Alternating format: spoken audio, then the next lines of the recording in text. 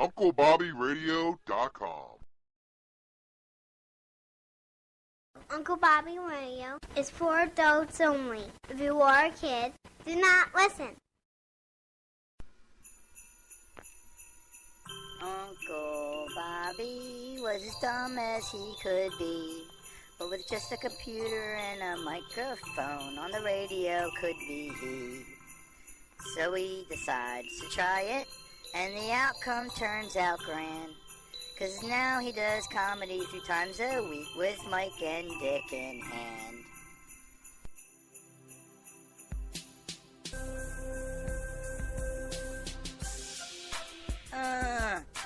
Cunt-a-tee, cunt-a-tee, cunt. Listen to those words just flow. Fuck-a-tee, fuck-a-tee, fuck. Cussing like a big asshole.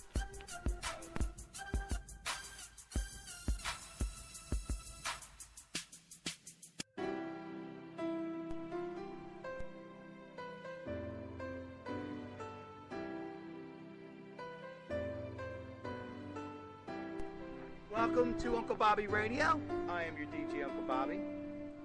And my girl's staring at me like something's wrong with me. I don't really know what the problem is. She's fixing to go to work. Boo Boo's here with his girlfriend Coco. He got a new puppy. He's on the couch, so I don't know. He might come over here and talk. We're going to be hanging out. You can call the show. I put it up on the Facebook. 1-856-318-9868 will be with you for a good while. So, no rush. Take your time. Think about what you're going to say and call me up. I got a topic. Why Joel's a bitch? Boo Boo said he wants to talk. Lots of topics we're going to talk about today. And one of them is going to be, why is Jorno a bitch? That's Boo Boo's topic he wants to talk about. And I'm here to please. I'm here to please. I could think of many reasons why Jorno would be a bitch. But one is he's got me paranoid. He's telling me they're canceling all unemployment. That is news from Jorno himself. Anybody who, he didn't say extensions. Anybody, he said unemployment's out of money. Anybody who's on unemployment is getting cut off. That's what he said. I'm just telling you what he said. You pay into it every month. Don't shoot the messenger. Just telling you, Jorno's the news guy for unemployment, all things unemployment, and that's what Jorno says. I'm reporting what he reported to me. He said...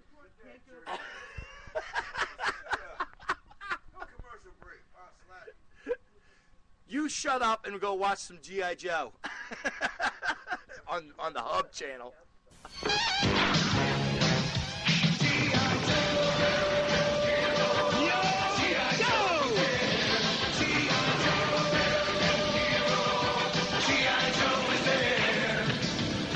Freedom wherever there's trouble over land and sea and air. G.I. Joe is there. Go,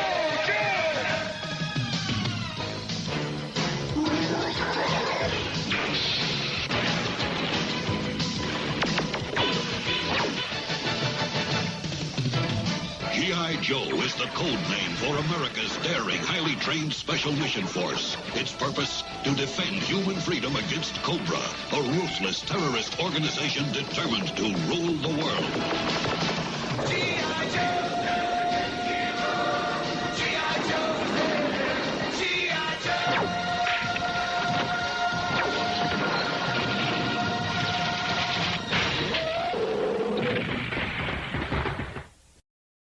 Go, Joe! Boo Boo loves to watch G.I. Joe and Transformers. He said he ain't watched it in a while, but he used to go, when we were working together, he used to go home and be like, we're going to be late. I got to go home. I got to watch G.I. Joe and Transformers, bitch. Hurry up, bitch. Why you watching that shit, Boo Boo? Because I'm black, bitch. Shut the fuck up. But we'll be with you all day. Like I said, you can call 1-856-318-9868. We're going to play some Robot Chicken when we come back from the comedy block. Bye, baby. Have a good day at work. Bring me home some bacon. I want some bacon. some turkey. Uh-oh. Coco lost her duck. Oh, shit. She's on a rampage. So, It's now my girl's gone. It's me now. It's now me and Boo Boo and his dog Coco, and we're hanging out. But we're going to go to a break. But when we come back, I got a brand new. I'm excited because it's a brand new segment. It's called This Day in History. Why Jorno's a bitch. And also don't forget with the topic of the day, which is why Jorno is a bitch. All coming up. Here on Uncle Bobby Radio, your home for all things funny. Warning. Uncle Bobby Radio contains funny content. Do not eat or drink while listening to this program. If you spit substances out due to laughter, we are not responsible for damages to your computer. You have been warned. Previously on The Fattest Fat Loser, the contestants got real. Moi has always considered myself pleasantly plump. That is till I shattered Kermit's pelvis. Ah! Get off of me, you f***ing wildebeest! My brother, Luigi, and me, we used to be the same. But after a few years, if I don't change my ways, this is what the doctors project I will look like. I've gained so much weight I can't even fit in Rabbit's hole anymore. What? I just want to lick my balls one more time, or at least be able to see them. Wait, I hate Mondays. Follow your heart, baby, you're a star. A disgusting bastard. The Fattest Fat Loser. Gross. I've made little girls self-conscious about their bodies for decades. That makes me the perfect trainer for this show. Of course, I am hungry all the time, so I can get a little irritable. Double time, Super Lardio! I can do this all day. Then why are you still fat? So sorry. Follow your dreams, you fat f***. Sorry. Find your shining star. Vous would like to spar with moi? I am a 4th degree black belt, sweetie. You have to shatter their delusions before you can reach them. The way my delusion of ever eating another tiramisu was shattered at age 12. If you thought fitness trainer Barbie was a hard ass, you haven't seen Kung Fu Barbie. Oh, yeah?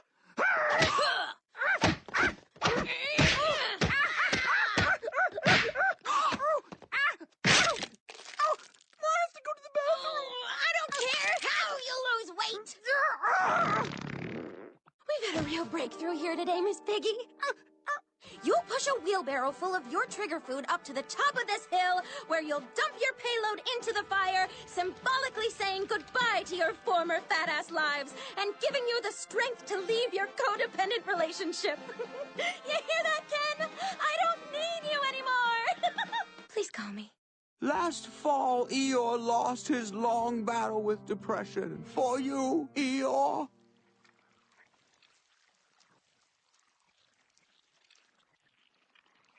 Hung himself with his own tail. And go! Wow, I'm in the lead. I have lost weight. This is rewriting the book on Mondays. My balls! Hey, there's nothing in here. John, you Mondayed my balls!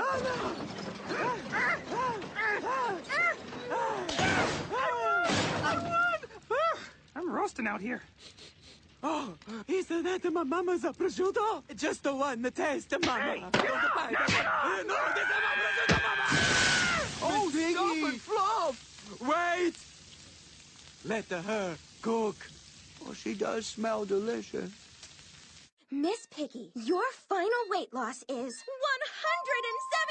pounds! The rest of you have gained a combined 174 pounds. Miss Piggy, you are the fattest fat loser! Gross. Hey, Asian, you know what's funny? When I say Asian, people automatically think Chinese. People go, oh, Chinese, yes, Asians, Chinese, and that's all they are. All the Asians are Chinese. Look at them yelling out their last name, so proud. That's cool. But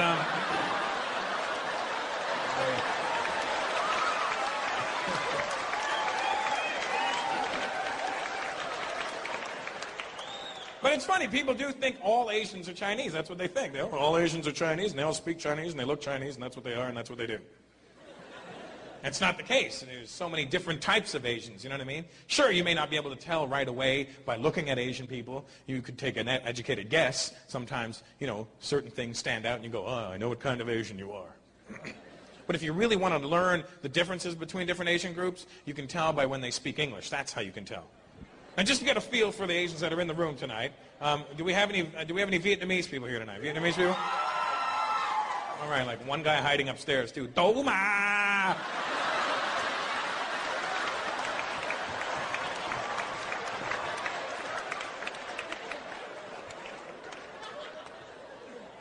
Any Koreans in the house? Koreans in the house?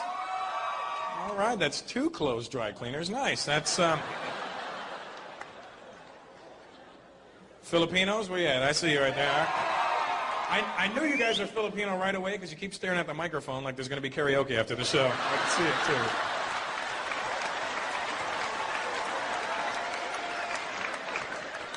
I hope this Bombay hurries up with the show, please, because I want to get up there and sing. Putang ina, hurry!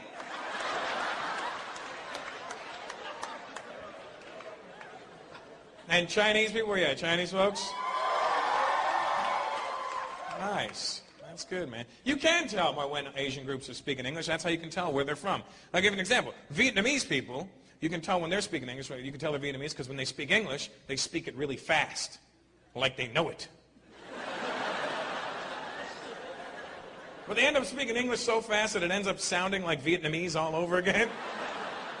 I got cussed out by this Vietnamese guy. This is what he says to me. He goes, "Fuck you, K, you fucking blowjob." He called me a fucking blowjob. Have you ever been called a blowjob before? Do you realize if somebody calls you a blowjob, there is not one good comeback. There's nothing you can say that'll sound cool. You fucking blowjob? Yeah. So are you. That's why I like different cultures, you know? Different cultures, different words mean different things to them in English and in their language to ours, you know what I mean? Like, I'm from Toronto. In Toronto, there's a Vietnamese restaurant called Pho Phuc Lai. P-H-O-P-H-U-C-L-A-I. Pho Phuc Lai. I used to call there when I was a kid just to have the guy answer the phone, you know? Pho Phuc Lai.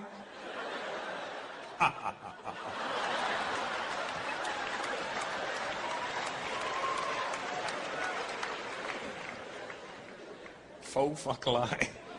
Doesn't that sound like a whole new level of lying? Hey, don't lie. That's a Pho Phuc Lai. You fucking blowjob.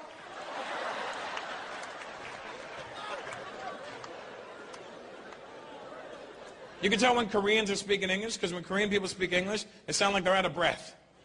Like just ran a marathon. You don't make any jokes about the Koreans.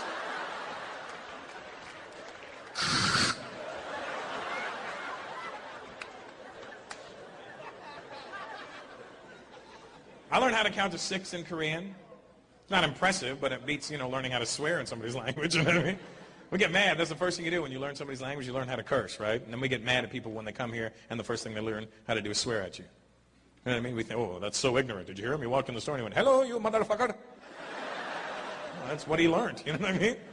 I learned how to count to 6. It's not impressive, but I learned, and I'm not being a dick. I really did learn how to count to 6 from my dry cleaner. I did. I will drop my shirts off, and then she'll count them, and then I'll count along with her. So I learned, right? I did. Here, I'll count to 6. Ready? Rana, Sira, Surya, Pura, Paiba, Shiksa. Shiksa? Are you Jewish?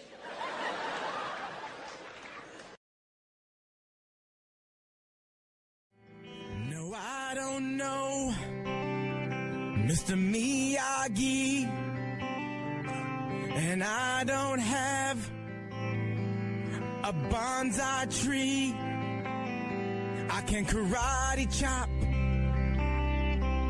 a block in half. No, I'm not a part of your cleaning staff, 'cause I'm just an Asian. I've got squinty eyes. You come to my place, shoes off when inside, 'cause I'm just an Asian. Yeah. We don't all look the same. I'm not from Hong Kong, where they make everything, 'cause I'm just an Asian. Yeah, Thomas. If I had just one wish, I'd be Jackie Chan. Then I'd learn karate. I'm gonna be on your ass, just like white on rice. Chopsticks in my hand. This is my chink-ass world, 'cause I'm just an Asian. I'm just an Asian. I got squinty eyes. You come to my place, shoes off when inside, 'cause I'm just an Asian. Asian. Awesome. I'm just an Asian. Wow. Are you okay, Thomas? I'm Asian. Uncle Bobby Radio, your home for all things funny. I am your DJ Uncle Bobby. I'm broadcasting you live from my studio closet. Sitting here with Boo Boo. What's up, Boo Boo? You didn't want to talk. What's wrong with you? You're bored. Oh shit! You lost your dog.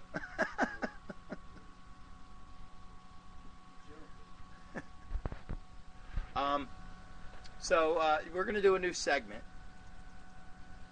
called This Day in History.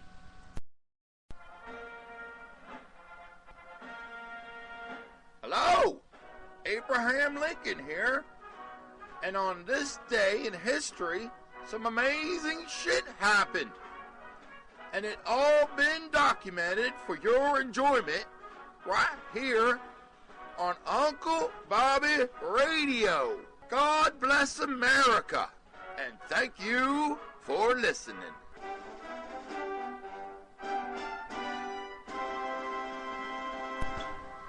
Thank you, Mr. Lincoln. Thank you. So apparently today in history, this is where the Wright brothers, this is the day they actually invented flying. So that's pretty cool. North Carolina, they made the first successful flight in history. Huh? Kitty Hawk, that's right. How'd you know? It says that. Damn, you're a historian, boo-boo. Near Kitty Hawk, North Carolina. It's exactly what it said. I skipped that part, too, and he still knew. Orville and Wilbur Wright make the first successful flight in history of a self-propelled, heavier-than-air aircraft. Orville piloted the gasoline-powered, propeller-driven biplane, I guess is what they're calling it, which stayed aloft for 12 seconds and covered 120 feet on its whatever flight, whatever that says, in a girl flight, whatever. So it stayed afloat for 12 seconds. I guess that was enough to know that it could be done. You know what I mean? I would think 12 seconds would be a failure. Wouldn't you? Something stayed afloat for 12 seconds. That's not a very long time. That's all I'm saying. But it was enough for them, and I guess they continued at it, and it worked for them. So good for them. Orville and Wilbur Wright grew up in Dayton, Ohio, and developed an interest in aviation after learning of the glider flights of the German engineer in the 1890s. Unlike their older brothers, Orville and Wilbur did not attend college, but they possessed extraordinary technical ability and a sophisticated approach to solving problems in mechanical design. So, I'm not going to go on and bore everybody reading this whole story. It's a whole story. This day in history was brought to you by, history.com, the History Channel, which I love because they're really stepping up their game. They got good shows on now. I know people dog the reality shows, but let's be honest. Pawn Stars and American Pickers and all that shit, that's some good shit. And it's and you're still learning, because they throw them little tidbits in there about the history of the item and all that shit. And for real, that's a good show. Don't you watch that show? Don't you watch them shows? You ain't learning shit from G.I. Joe and Transformers, okay? There ain't no... That's all fictional shit. Teamwork? Oh, well, that's true.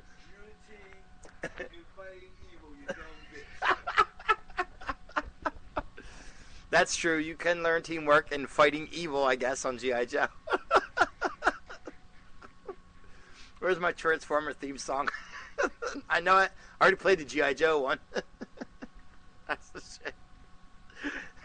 Transformers, more than meets the eye.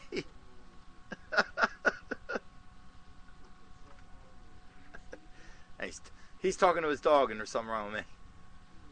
I can't find Transformers. I know I have it. God damn it. Shit ain't working already today. But there you go. There was a brand new segment. I gotta make segments. That's the whole key of this. Time fillers, buddy. You know what I mean? And that's a good little segment. All radio stations need good segments, like top tens, and you know what I mean. This day in history. I can't believe I just thought of this one now. That's an old bit. It's been going on since the end of time, and I just now bringing it up like a fucking idiot. Should have been one of the first ones I ever thought of. Right there with the top 10. Oh my God, I cannot find it. I know I got it. Transformers. I used to love. There it is. Haha. Oh, it's only 32 seconds long. What the hell?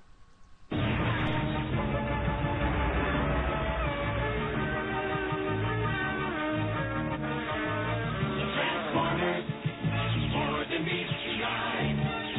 Autobots wage their power, will destroy the evil forces of the Decepticons. The Transformers, the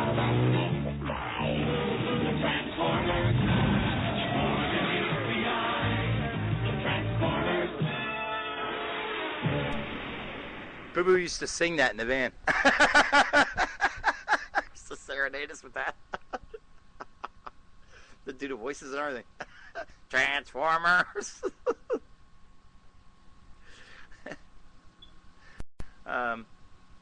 All right, so there you have it. I don't know.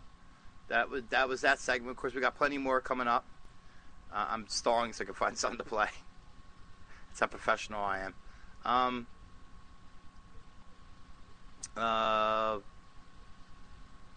I wanted to do a lot more than I got up, but I got antsy. I just wanted to do a fucking show. You know what I mean? Like, we're bored over here. The old lady left, and it's real quiet now. When the kids get here, it's going to get rough. It's going to be hard to do one.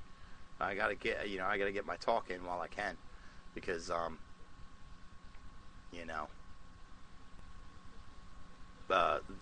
Belle's going to be here and friggin', distracting the shit out of me and everything. It's going to be the Bella show when she gets here. I'm going to send the boy to go get her. I'm not going out there. It's nasty out. So I hope you enjoyed this day in history. Be looking forward to it, because we're going to be doing that one a lot. It's a new segment. I want to play the shit out of it. I just got to find some more sites. The History Channel is a good start, though. It's definitely a good start. So we'll be back after this. I'll bark rock blood all over the road! Clint Eastwood! What's this? Bruce Lee! Brigade! I got the baddest disability that the world ever saw. Defeat full karate schools and motherfuckers with claws. How can you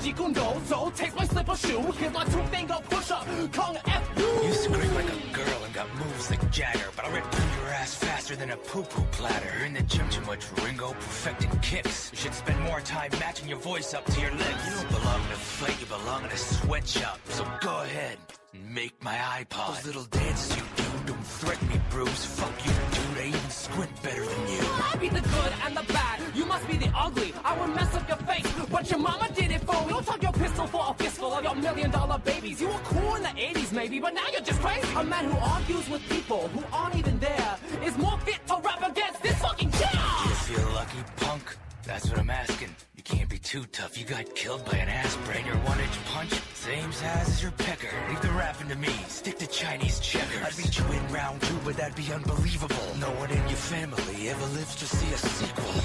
Who won? Who's next? You decide! Albert! Rock bottle of the world!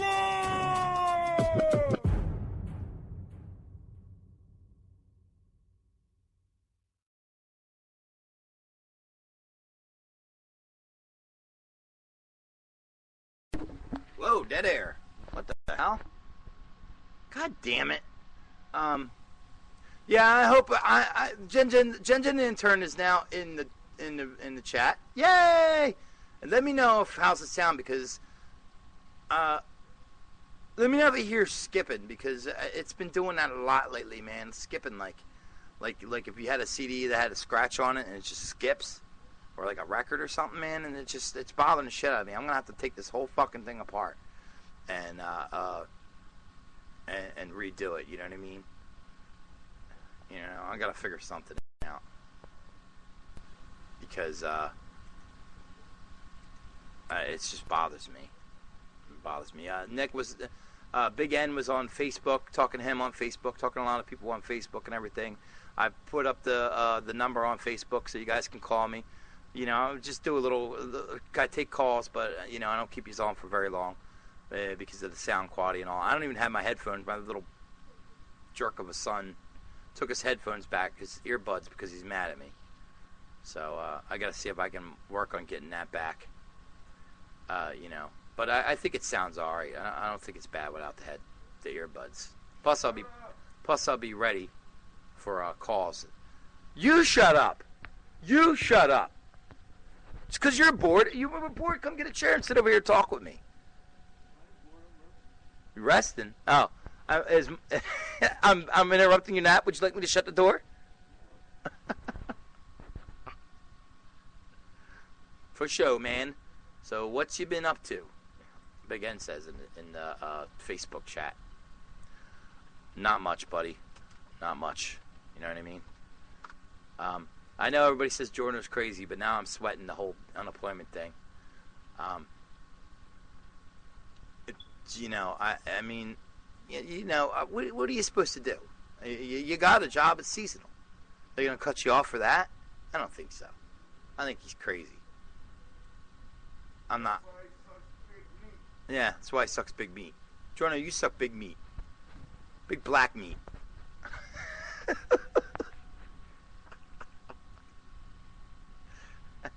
The fuck do you know about it?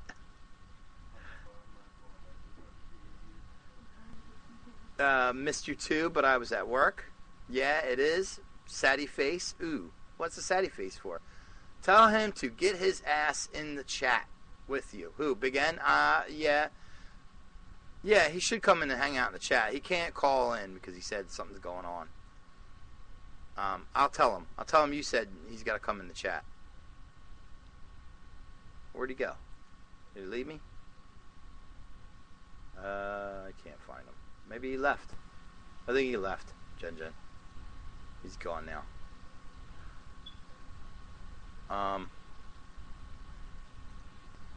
Whoa. Oh, I can get rid of that now.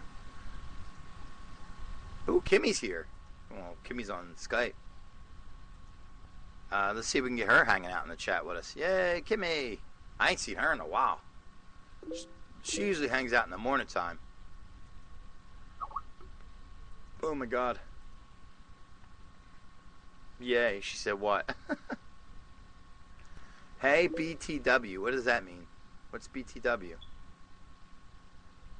Oh, what's that mean?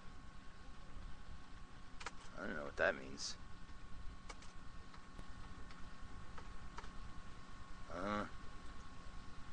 Oh, Nick messaged me. I'm on Christmas break. Big N says. I'm gonna say Jen said, get your ass in the chat.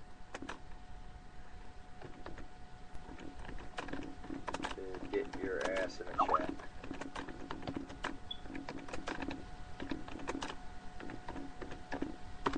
There. So we're just hanging out. We're talking to everybody.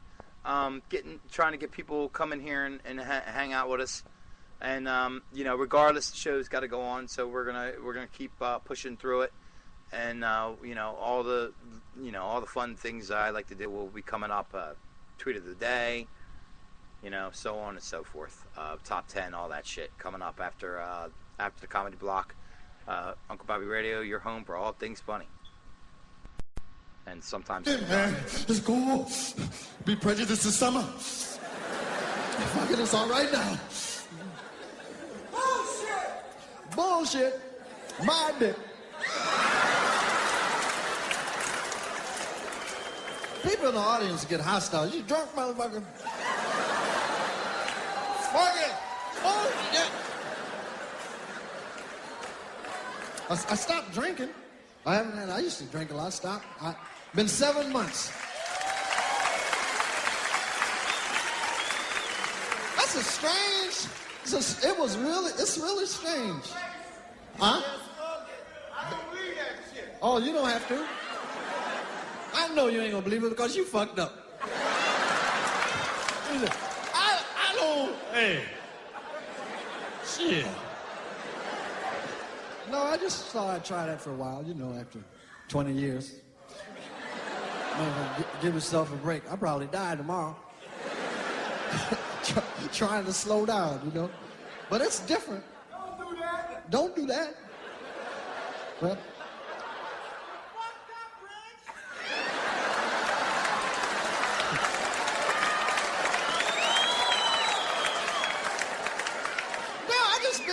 like a life in your life, I guess you go through changes in your life, You get one moment and you just fucking change. Something happened in my life, just fucking changed my mind about all the shit. Motherfucker, you go home, be fucked up. How's your mama? Well, how's my mama? I beg your pardon. I'll slap you in the mouth with my dick.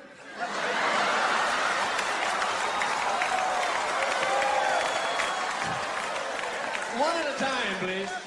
I'm gonna finish with this motherfucker asking me about my mama. How's your mama?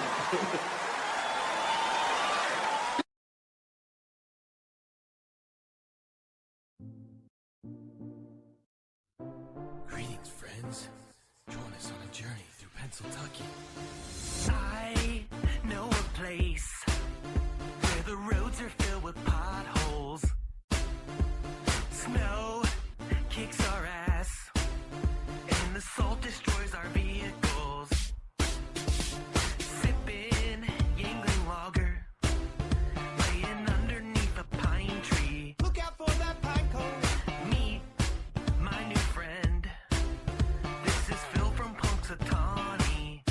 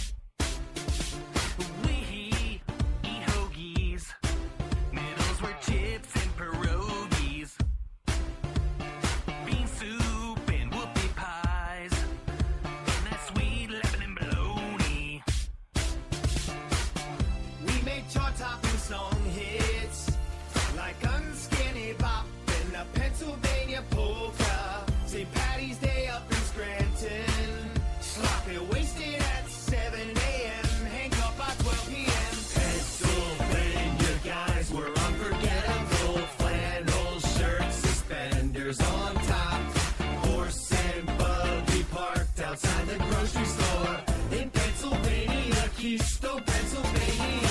Pennsylvania guys were so incredible. Billy Joel sings about Allentown.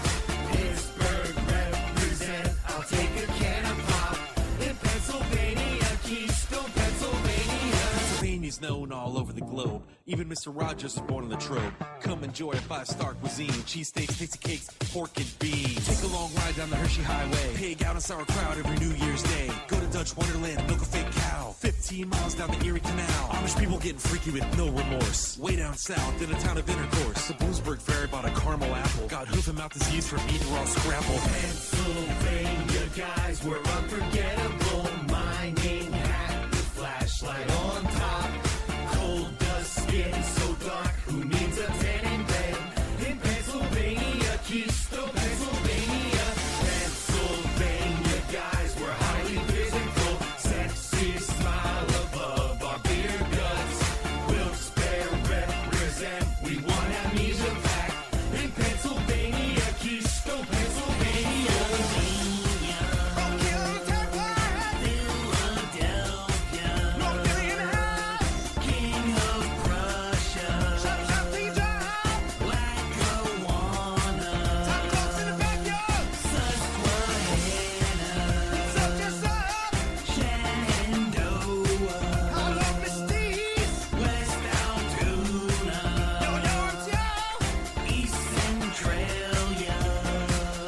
Wow, that's on fire! I seen it!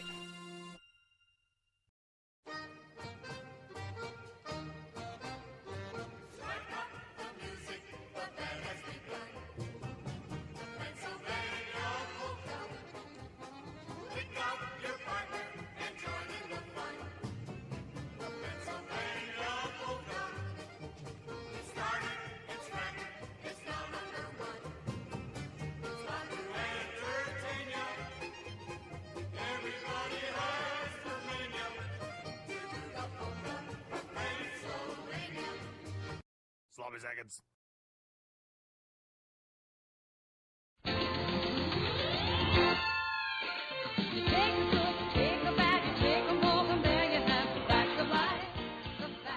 The facts of life. Now here's a little thing I like to do. We've got a nice list thanks to Stumble Upon. I know Jen likes that too. Well, by the way, shout out to Kimmy. I hope you feel better. She's got an ear infection. I told her. You know what I mean? They gave her antibiotics. I hope she feels better. Shout out to her. But they gave me fucking antibiotics and steroids, man. I was hopped up like I was on meth or something, man. That shit was crazy. I was at work, friggin' going crazy, like woo, screaming and shit and busting out the coats. Man, that stuff got me high. And she just says, "Well, that sounds pretty bad." And it was horrible. It was awful, man. I had like a double ear infection in one ear, and it just was really bad. And I think that was the time it wound. Thank God I had at the time I had real good health care from work. And they she said, I remember the Facts of Life. Me too. That's why I had to grab it. I used to watch that all the time. Remember Tootie? What was her name? Tootie or Rudy? She used to roll around on the rollerblades, on the roller skates. She said, I can imagine because I guess mine is, and I guess I don't have it that bad. Yeah, probably not. Her ear infection. But yeah. So here's the facts. The facts and just the facts. I've decided to use Facts of Life as an intro for facts, fun facts and stuff like that. And I got a lot of from Stumble Upon, a lot of human facts. Some of these are gross. Let's see, some aren't so bad though. Let's the first ones I read last time. It's a big-ass list, so this will never go old. These are human facts, though, particular facts. Like, humans are the only animals to sleep on their backs. That can't be true. Gotta be other animals that sleep on their back. More boys than girls are born during the day, but more girls are born at night. That's weird. Really? I wonder why. It's probably just a fluke.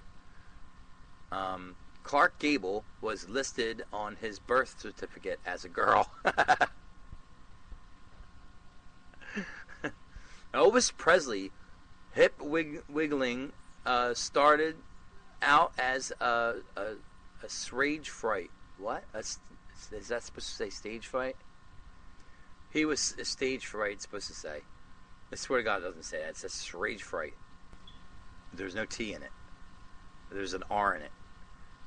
He was so nervous that his legs would shake. So they're saying that whole dance was just him being nervous. John Lennon shoplifted in Holland the harmonica he used on "Love Me Do." Oh shit! He never got arrested for that. Oh, he said, "Yeah, I shoplifted this thing." Isn't that funny? No one ever arrested him. Mel Gibson broke the school record for the most strappings in a week, 27. These are human facts. These are. Tom Cruise and Robbie Williams were both voted least likely to succeed at school. That's what they know. Shows how much they know. Let's see, any other good ones? Could we read a couple more? Well, let's go check out before we read a couple more. Oh, something popped up. Yeah, Tootie. Yeah, we were still talking about the facts. Like, take the good, you take the bad, you take them both, and there you had the facts of life. Yeah, I couldn't remember if it was Tootie or Rudy. Kermit the Frog is left-handed. What do you mean? Do you mean the voice? The guy who plays the voice? There is a city called Rome in every continent. Oh, that's a good one. The Earth is hit by lightning 100 times a second. That's a really good one. Nice. So there you have it. That was fun facts. The fun facts segment, whatever you want to call it. I don't know. Maybe we'll give it a better name later. Maybe not. Coming up next, probably tweet of the day. That's one of my favorites because that's really interactive.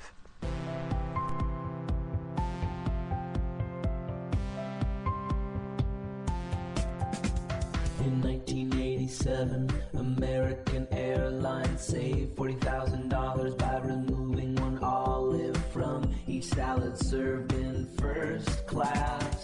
Popeyes were nephews, and their names are as follows: Pippi and Peepie, Popeye, and then there's Popeye. They were in the cartoon, but not the comic. If you yell for 8 years, 7 months and 6 days, you will produce enough sound energy to heat 1 cup of coffee. There's a bird in New Zealand, it's called a kea. It's 2 feet long and it's been known to chew on the rubber strips around car windows. Ain't life wonderful? Ain't life wonderful? Ain't life grand? Ain't life great? You got 29 bones.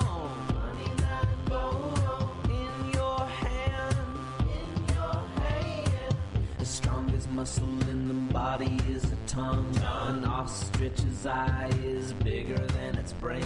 A pregnant goldfish is called a twit. 22 miles an hour can be the speed of rain.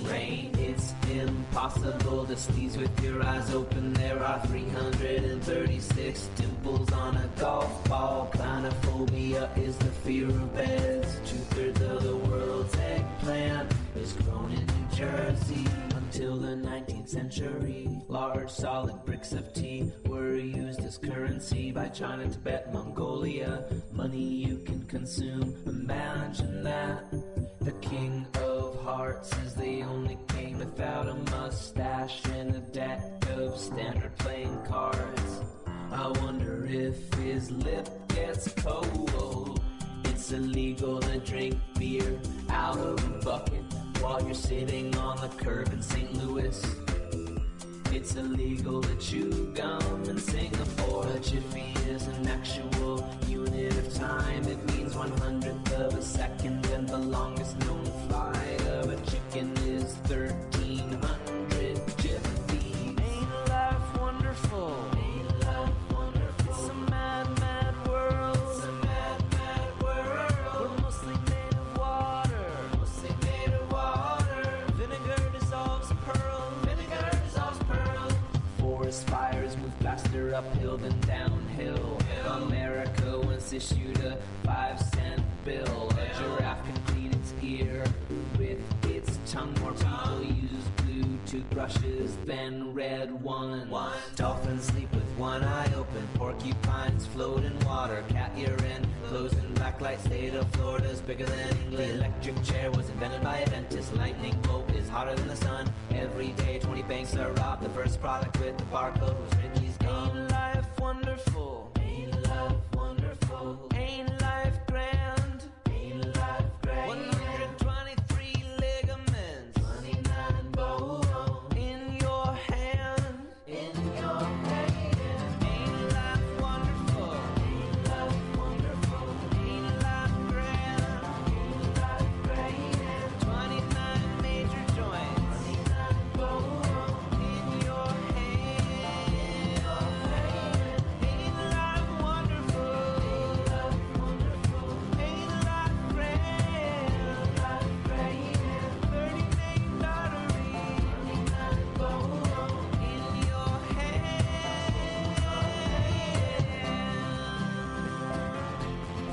In your hand. In your hand. It's in your hand.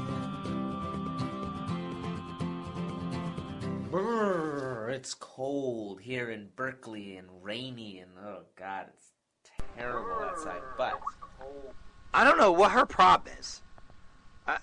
Noelle, my sister, called, and she hopped on me, and I wrote, "You bitch," in the Skype chat. She wrote, "Well, I'm sorry. I couldn't hear anything. I didn't know what was going on." I got up from the computer for a minute. That's what's going on. I got up for a minute with the computer because I was talking to the boys and shit. Like, I don't understand how you can hear anything. You should be able to hear everything in the background.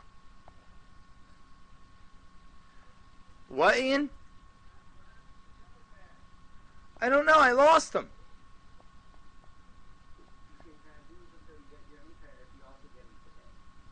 I'm not going today, so get that out of your head. I don't want them. I won't use them. I won't need them. I'm not getting her today. Sorry, doing a show. Sorry. You gotta get her today just for taking from me because you were a jerk about it. That's why you gotta get her today. Because I could play something. I could play the Kid Chris episode right now, 34 minutes. But you were a jerk and took it from me just because you were mad at me. That's called Indian giving. Indian giving, right? You let me borrow them, and I was still borrowing them, and you took them back just because you were mad. So now you got to go get her today. That's your punishment. You have to go get her today. You have to go get her all week unless I get something out of it. We're good. Go all week.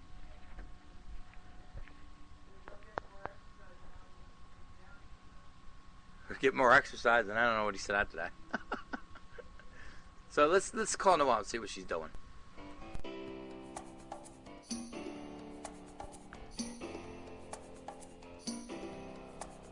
Just sitting at home thinking about doing a show, so I Skype you.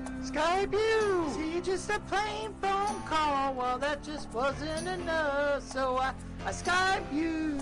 If I was funny, well I wouldn't need none of you. Well, ain't that the truth? Ain't that the truth? So if you don't answer, well I hope you'll get cancer. Till then I'll just Skype you. Skype you. Alright, let's see what's going on. Man, it's skipping like crazy. Holy cow.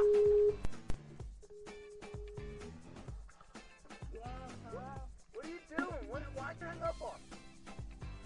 I didn't know what was going on. I couldn't hear you. I got up from the computer. Can you hear me now?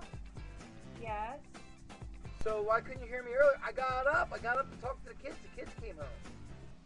Oh, well, I'm sorry. That's why I couldn't hear you then.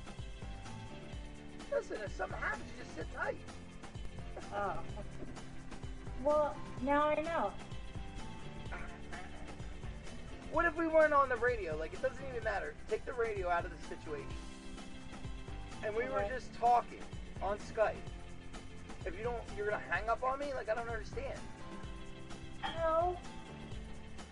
No bye, no nothing, no waiting to see, you know what I mean? Hello? I didn't hear you. Because if you would have said hello, is anybody there, I would have heard you. I did. I thought I did. No, you're just going crazy. You talked to me like you came to me. Now you make me feel like you don't want to talk to me. I want to talk to you, okay? And I may be crazy, but you're probably bipolar too. It runs in the family. I am. I ain't gonna lie to you. I gotta be something. Because I get mad. I don't know what it is, but I get really, really mad. But then I'm over. Like, I'll flip out like a fucking animal. And then, like, once the episode's over, I'm fine. I'm like, la-di-da-di-da. You know what I mean? Exactly. And then everybody's like, what's wrong with you? You were just freaking out. I'm like, I don't know. I got it out from my chest, and now I feel good. I don't know what to tell you. Does that sound familiar, Ann?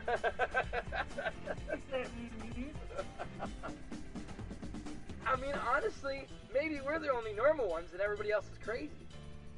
Maybe. Because that sounds normal to me. Like, you get it off your chest, you speak your mind, you get mad, and then you're over it. Like, we don't hold grudges. Right. Like some people. Like some people in our family, like our father, will hold a grudge for 23 years. Yeah. You know? And he spazzes out just as much as we do, but the problem with him is he never lets it go. Like, I know. We spazz out and we're over it. You know? So, I don't know. I think we're healthy. Don't let anybody tell you anything different. We're good. We're good to go. Okay, we're good. We're good. So we're just hanging out. I feel better. I feel better when somebody's on me. I do appreciate it. I mean, we don't have to stay on very long. We're playing things and doing things all in between. And when Belle comes home, I'm gonna have to play something long. I'm gonna play the Kid Chris show. He's my favorite DJ in the whole entire world. I have a man crush on him. That's not gay, right? No homo. No homo. No homo. No homo. I just have a man crush on him. He's like my hero, like as a DJ goes. You know. Okay. But as long as it's as a DJ goes and not something weird. What do you mean weird? like yeah, I don't know. I don't even know the dude, so I just like him as a DJ. All the thing I know about him is a DJ. I'm not gonna know the dude personally or anything. I just like his DJ style. Okay. High Five Radio says hello. Hello, High Five Radio. Did you know the Uncle Bobby Radio is going to be moving to High Five Radio as well? Now we're going to be on there too. We're aren't you proud of me, Noel? Yes, I'm so proud of you. Right, we're going to be on Mixer.com as soon as we figure it out. I say you just take my episodes and throw them on there because I'm lazy. I don't want to have to do any work. Okay. You know what I mean? Like, just play the episodes. In the beginning, I'll go, yeah, you know, Uncle Bobby Radio here on Spreaker.com, powered by Spreaker.com and Mixer.com. A part of a High Five Radio, and just bring up his name, make some commercials and stuff, and then we'll be part of the show. And he could just take the reruns and put up. I think he wants me to go live though on there, but I don't know if I got to do work. I don't like that idea. You know? How did you manage that? What do you mean? I mean, how does that work exactly? They offered, or? Yeah. He said, hey, you want to be part of my show? And I'm like, sure, I'll DJ on your show. But I didn't realize it's a whole nother site. And although I have an account on there, I don't know how to work it. The thing about Spreaker is, like, Boo Boo's dog could do Spreaker. He could get on here and push the button and bark for 3 hours on the radio. Yeah, that's how easy it is. And people don't understand that I'm an idiot. And I can't just... I know you don't like it when I say that. But I say it with a, you know what I mean? I don't mean like literally an idiot, but I'm not, let's be honest, I'm not the brightest, sharpest tool in the shed. That's all. I'm not really trying to talk down on myself, but I'm not mechanically inclined or technically inclined or whatever you want to say. You know? It's just faster to say I'm an idiot. Yeah. It takes no work to say you're an idiot. He says, I will stream your live shows. You just need to tell me when you're live. Oh, well, there you go. I'm live. High five. Stream it up. Stream it up. Stream this one up. We'll be live. Listen, I will do that. I will send it to you and let you know, and let you know when I'm about to go live. I'm trying to be more. I'm honestly trying to get more like a time up. You know what I mean? You know what I mean? Like a scheduled time, but it never works out for me that way, because something happens and then I got to do the show later or something. You know? Right. Like maybe I'll sleep late or something. Jen Intern said that's what some is doing with my show. Who's doing that with your show, Jen? You can be a DJ on my show, Jen. She just plays music though. And I'm trying to be a comedy radio station. There's nothing funny about the crap she plays. Nothing funny about Alice Cooper. I mean, don't get me wrong. I know she loves Alice Cooper. I love her. But I don't know about Alice Cooper. Do I have to love Alice Cooper to love her? Like, is that how it works? Noel? Yeah. Yeah, really? Alright. Well. Bobby just has technical brain farts, LOL. Boo Boo fell asleep. Boo Boo and his dog fell asleep on my couch. And you can't see them because they're both brown. And then my couch is brown. Who's Boo Boo? Boo Boo's my friend. I met him. You what? My friend. I met him from work. My homeboy. You know, my homie. Oh, okay. You know? I told you, we were talking about this in the chat because you were confused. Yeah, but you didn't tell me who a Boo Boo was. You were like, what the fuck's a Boo Boo? You're like, you're hurt? You got a Boo Boo? Fuck you. It's the Latin Groove show Jen's going to be a part of. So I think High Five Radio might be streaming me live as we speak. High Five Radio, we are now a part of. So we're going to be on Mixer.com and Spreaker.com. And I'm excited. Go check out High Five Radio on Mixer.com, and you'll be able to hear me as well as hit the gold he plays. Right, Noel? Correct. Right, exactly. You want to be a DJ, Noel? You want to be a DJ? Do I want to be a DJ? No. No, you're not. It's not your thing. No. Well, that's why I appreciate that. You know, I like co-hosting though. You do like co-hosting. Oh, I didn't think you liked that either. I thought you just did it because you love me. Because at first you were quite. I remember the first time you ever called and I told you were live on air. You were like ready to get the hell out of there. Remember? Yeah. That was a long time ago though. It was Big Mike, and Big Al was all co-hosting. They were co-hosting with me at this time. That was like, what, 3 years ago? Yeah, it was a while ago. That was a good episode though. It was funny. I made a clip out of that. Did you? What was the topic again? I forget. Yeah, we were calling in cock blockers. Remember? Yeah, cock blockers. Yeah. They were talking about cock blockers. And for some reason, I thought maybe you were one. I don't know why. I guess because I still remember you as a little sister, and little sisters are cock blockers. You know. And it's kind of hard to get. It's kind of hard to get ass when your little sister's in the room. You know. So that's just automatic cock blocker. You know. And you want to hang out. Oh, you've experienced a lot of that though, as I recall. I never banged. Don't even try to say I ever banged a girl with you in the room. Never once. No, that's not what I'm saying. Little Chris, I did. I did bang a chick with little Chris in the room, and I remember. Well, that's different. That's not me. Yeah, that's not what I'm saying. That's because he's a little brother, and it was funny because the two chicks, right? They came in my room, and there was a couple of us, and we were all taking turns with the girls. Ew. And the one girl was a real big chick, and my little brother was taking quarters, and while I was banging the one girl, he was entertaining the one girl by taking quarters. He was little. He was too little to bang her. He was only like 12. So he would take quarters and like throw them in her chest, and was. All right, you are officially a bad influence. I didn't tell him to do that. I was just like, go play with this chick while I, talk to this girl, and that's what he was doing while I was doing it. Okay. He was like in the corner of the room and everything. I had the covers over me though. I wasn't like showing him anything. Mm-hmm. He saw boobies. He saw the big girl's boobies. Okay. Wow. That's bad influence. That's good times. I'm teaching them the ropes. Bad influence. No, but I remember being in the room while your girlfriends were there and stuff. And that's kind of cock blocking, Yeah, but it's not your fault. You're a kid. You know what I mean? Like. Yeah, I was really young. I was a cock blocker too to Margie. Like Dad used to have me spy on her. I used to run in the woods and she'd be trying to kiss some dude. What? Yeah, like one time she was going out with this guy or like dating him or whatever or interested in him, and he came over and they took a walk, and our dad pulled me over and was like, go see what they're doing, go follow them. So I was all proud, like, yeah, I'm on a mission. So I went down back into the woods and found them, and it was hiding.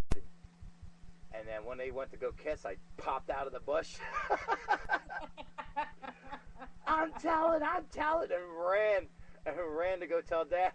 They were kissing.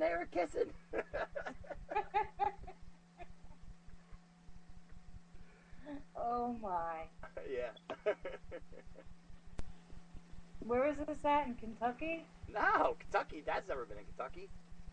It's at the old house in Marshall Township, New Jersey. Yeah. Huh? Isn't that where he kind of made you guys? No, he never made us in Kentucky. I assume my mother came from Kentucky, and she came down. I think they met. I don't know where they met, to be honest with you, but I think they met in Jersey. I think she came down here in Jersey, and they met here, and then when she moved back to Kentucky. Oh, okay. Yeah, so. The only time I think our dad went to Kentucky is to come get me. Okay. Because when they split up, my mom took me and Margie to Kentucky. You see, me and Noelle we have the same mom, but the same dad, but not the same mom. Mm. So, and me and my other sister Margie have the same mom and dad, and she took us. And my dad came back and took me back because I guess he wanted the boy. And he just left the girl there to fend for herself with her mom. But then she came back, and then he was... Oh, Crystal. No, Margie. He came, took me back. He came to Kentucky, got me. He was like, look, you can have Margie, but you can't have me. Took me back and dropped me off at Graham's house and then left. And went gallivant and then made you and everything. You know what I mean? Yeah, he does that. He went gallivant. I think you were conceived in Louisiana. I was, I believe, yes. Yes, at least conceived. You were born in Jersey. No, I was born and conceived in Louisiana. Oh, see that? Yeah. So you got a little hillbilly deep down inside you, don't you? Yeah, it was a year and a half when we moved to Jersey, so I spent a year and a half there as a baby. Nice. Yeah, and then he came back, and then that's when I, literally, he was gone for a while. Mm. You know what I mean? Doing his thing over there. And Yeah. came back with another kid and a funny looking bat dog, and Funny looking bat dog. yeah, you don't remember Gypsy? You were too young, probably. Oh, I remember Gypsy. You remember now. Gypsy? Okay. I thought that was Grams' dog. She was but it came from my dad got her in Louisiana. He came back with you and a dog, and the dog was part Chihuahua and part Doberman Pinscher. Now. Now they say that's impossible, but hear me out. It's really not, because it was probably a miniature Doberman. Okay, Yeah. They have them. They do exist. Google it. They have miniature Doberman pinchers. Because this dog was definitely not just Chihuahua, and the color of it looked just like a Doberman, black with the light brown under her. Remember? I mean, looked just like a little fat Doberman body. The only difference was she had little Chihuahua legs and little Chihuahua head, and had a Doberman pinscher body, but was really round and fat. And I think that was just because of the shit we fed her. You know what I mean? I remember. Because when she was so weird. when she was a puppy, she looked like a little bat, little baby bat. But then as she got older, her body got really, really fat. And we used to call her Bat Dog because she had these big Chihuahua ears with a little Chihuahua head, this big fat bat body. And her name was Gypsy. She was awesome. And did you know the story of how poor Gypsy died? No. Yeah, it was actually kind of sad. Sad but funny now. That it was sad at the time, but it's funny now. Because what happened was she got sick because she's old.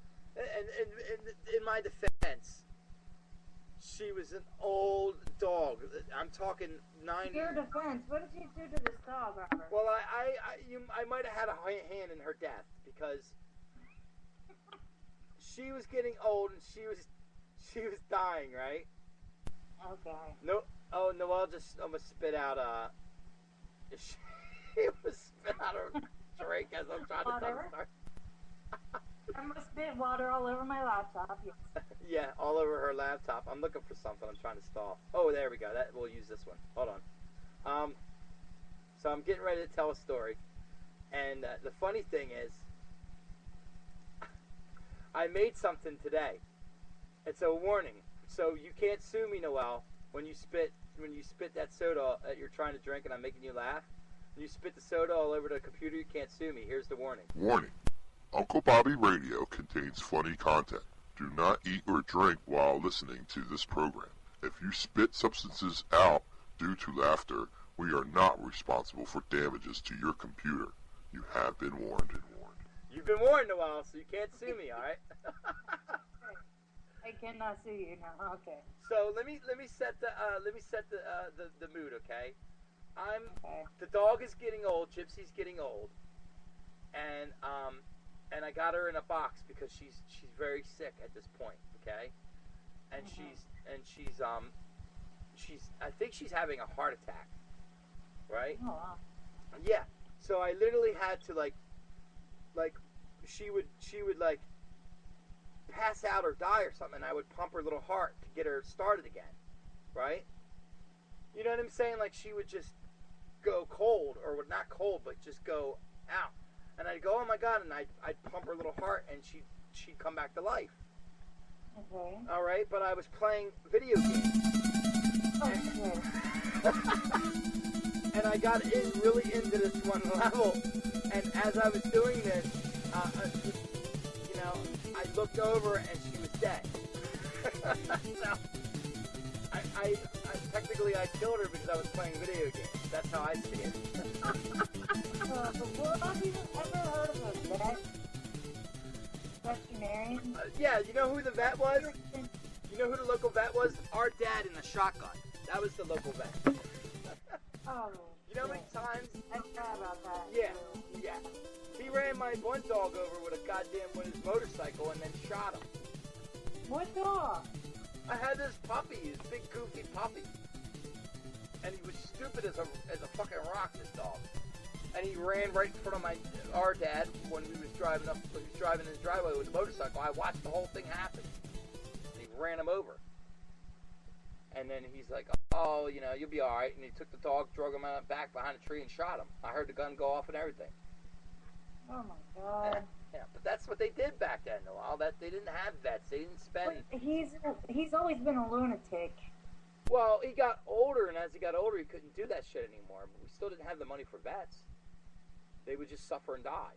So really, he was more humane back then when he did that stuff. You know. You know how much it costs to get a dog's leg fixed at a vet? A lot.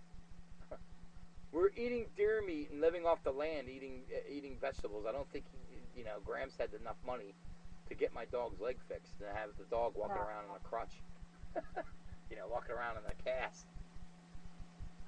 You know, he took out the whole back of his, I think both his legs were broken. Yeah.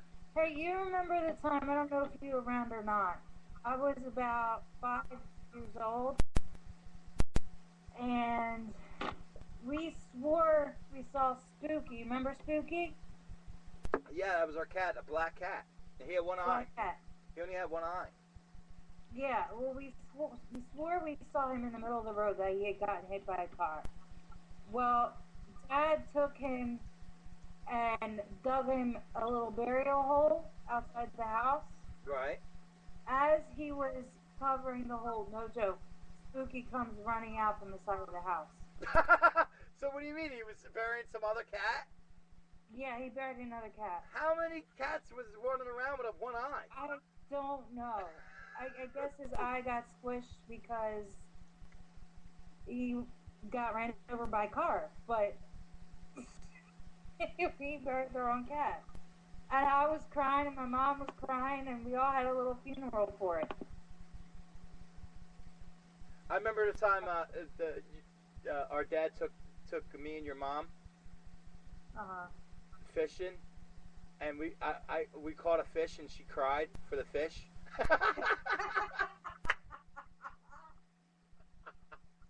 I remember being young and was like, oh God, what's wrong with this? Because to me it was normal. Like, you know, I did that my whole life.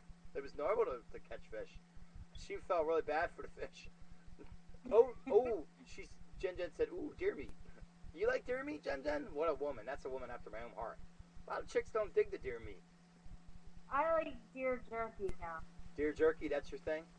I like Dad's deer jerky, but there was always deer hair in it. Like what? There was always deer hair in Dad's deer jerky. Oh, he still makes it in South Carolina. Yeah, I know. But is there deer hair in it still? Or is he a little better at it now? I think he's getting a little better at it. I didn't see any hair. There's always goddamn deer hair in it. It was good, but there was always deer hair in it. I'm like, ugh. Like, you can't wash it off? Like, what are you doing? I didn't see the deer hair. What's going on?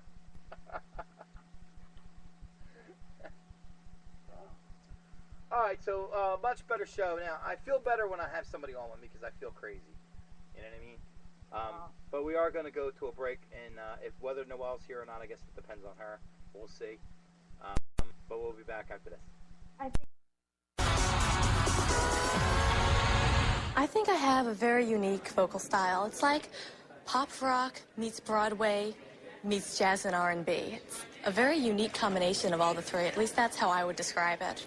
I'm going to walk in like I'm confident, you know, head up high, strutting my stuff. Not too much strut, though, because that looks tacky. I want this so bad, there's no way that I'm not going to get it. Where's the leg? Oh. That's what they always say in theater. Hello, Mary. Hello. Very good. So am I. How you doing? To the T right there. Right on, okay. Your name is? Mary Roach. However, if I do make it to Hollywood, I'm going to change my last name to Gilbo because it has more star quality. Mary Gilbo. That's right. Guilbeaux. What do you do? Well, I plan on going to cosmetology school at the end of the month. Unless I make it to Hollywood, then I'm going to cancel my plans because I would much rather have a singing career than a hairstyling career, even though I very much love hair, makeup, and fashion as well. And why are you here? I'm here because I want to be the next American Idol, and I want to make it to Hollywood, and it's been my all-time dream for a long time to become a big, famous singer and performer, and this is just one way to do it if I make it. What are you going to sing? I'm going to sing I Feel the Earth Move by Carole King. All right, off you go. I feel the earth move, falling my feet. I feel the sky tumbling down. I feel my heart start trembling whenever I shove around. Oh, baby, when I see you, I feel the earth move, falling my feet. I feel the sky tumbling down. I feel my heart start trembling whenever I shove around. Oh, darling, when you're near me and you tenderly call my name, I know that my emotions emotions, something I can't contain. I feel All right. my heart. Thank you.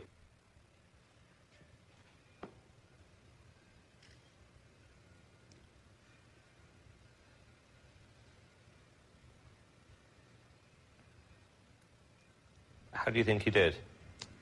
Not too shabby. Marks out of 10? Like, out of a 1 to 10 scale, how do you think I did? 8. All right, Mary. Honestly, one of the worst I've ever heard in my life. The worst? Yeah, honestly. Are you just saying that to get on my nerves, or are you totally serious?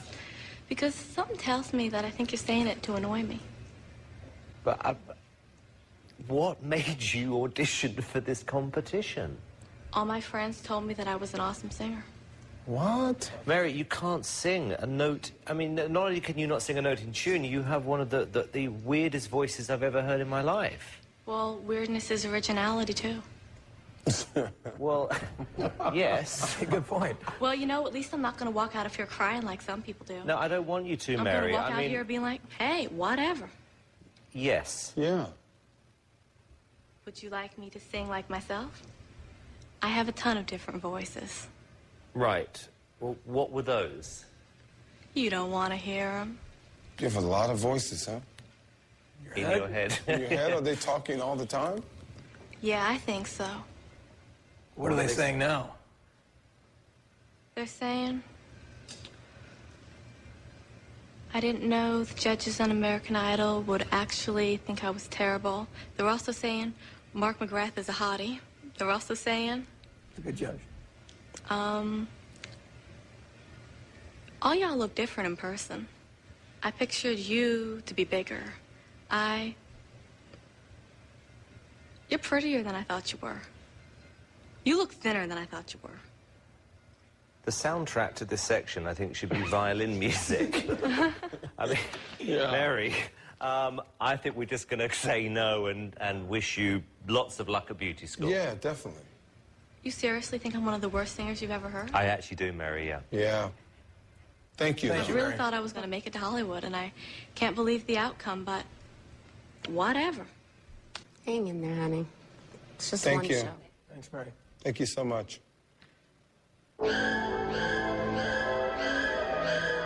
I'm never going to pursue my singing career again. Ever. I'm going to just go to beauty school style hair because that's what I'm good at. And I'm not going to lose. I am not going to lose it no matter what I do. I am not going to lose it. I am not going to start crying. I've heard from many, many, many different people that I have an amazing voice. All my friends have told me that I had an amazing voice. Random people I don't know have told me that I can really sing. So, all that would tell me that they're wrong. But still, the fact that they said that, that doesn't make me want to pursue any kind of singing career, not unless I'm going to be a lead singer in a rock band. Now, I want to say a big to Simon and Randy and Martin McGrath. Even though he's a hottie, I won't deny that. Although, I'm not going to say Paula because at least she was nice and at least she was sweet. She's such a sweetheart. And I can't say anything bad about her. Well, with that off her chest, Mary collected herself enough for one last performance. I know I gave you your freedom, but I still feel tied. You said you never hurt me, But you know you lied. said we weren't right. You insist that we were wrong. Why didn't you realize sooner? Before you led me on. Why was I left with nothing but remains in my empty shell? Hung on to you as tight as I could. Now I'm burning in my personal hell. With the voices in her head saying, way to go, you really blew it, Mary makes a dramatic exit. However, 42 other contestants did qualify for Hollywood, but who from Washington, D.C. will be fighting?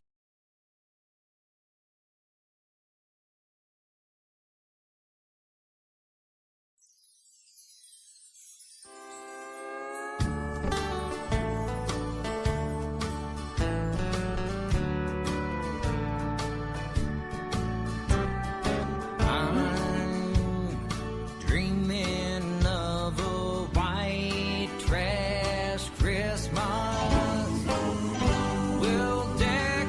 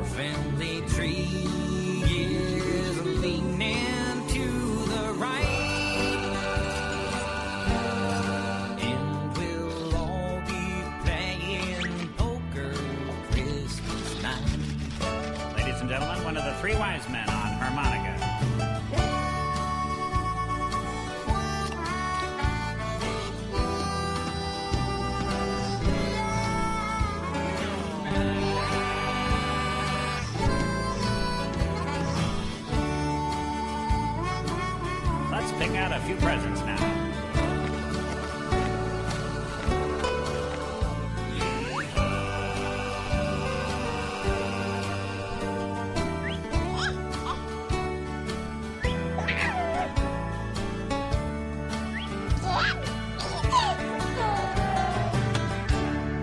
We're gonna celebrate another white trash Christmas with Mad Dog wine and Miller Lite. Miller Lite. When our hound dog is howling through the night, he says, "May all your Christmases be white."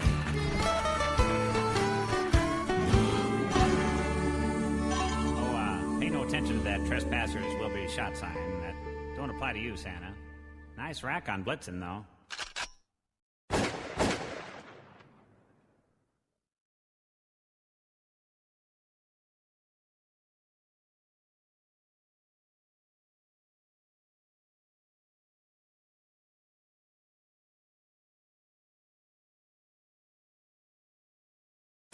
Oh my God, friggin' dead air. I hate it. Only problem was, you know, I was trying to do something on Twitter, and friggin', and I got so much shit up that I couldn't find out where the hell I was to go back on here and get off. The song was over. So, there's that. But, this hot chick, Jessie Rogers, I am now following. I don't know, somehow, I think somebody who is following me put her on here because I had to follow her. But now I'm following her. She's sexy, but the only thing is, like, she's got her shirt up and she's showing her belly, and I'm putting on here, "You're sexy, honey, but you might need to eat a biscuit or two." But I can't figure out how to spell biscuit. I think I biscuit. Is that right? Ah, I got it. B-I-S-C-U-I-T. I forgot the S. A biscuit or two. Because that's true. It's a true story. Like, she's hot, but she's way too skinny. Way too. She's sexy to that, and that's not sexy. She's cute. She's got a real cute face, nice tits, and she's got like an hourglass figure, but not really. Like once it comes down in the curve, she's kind of got no ass or anything like that. Like, I'd rather a chick have a belly than to be so bony that it looks unhealthy. So eat a couple biscuits to gravy, sweetie. You know, it's not going to kill you. I am not streaming your show yet. I am having a bad day. Oh, sorry, buddy. Oh, sorry, brother. Sorry to hear that, man. But whenever, like, I'll let you know every time. Now that I know, I'll let you know.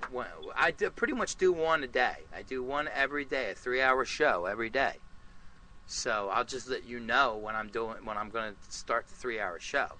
And I rebroadcast it all day is what I usually do. I start rebroadcasting. I'll do my new show, and then I'll rebroadcast either the new show all day long, or sometimes I'll throw in a couple of other ones, you know what I mean?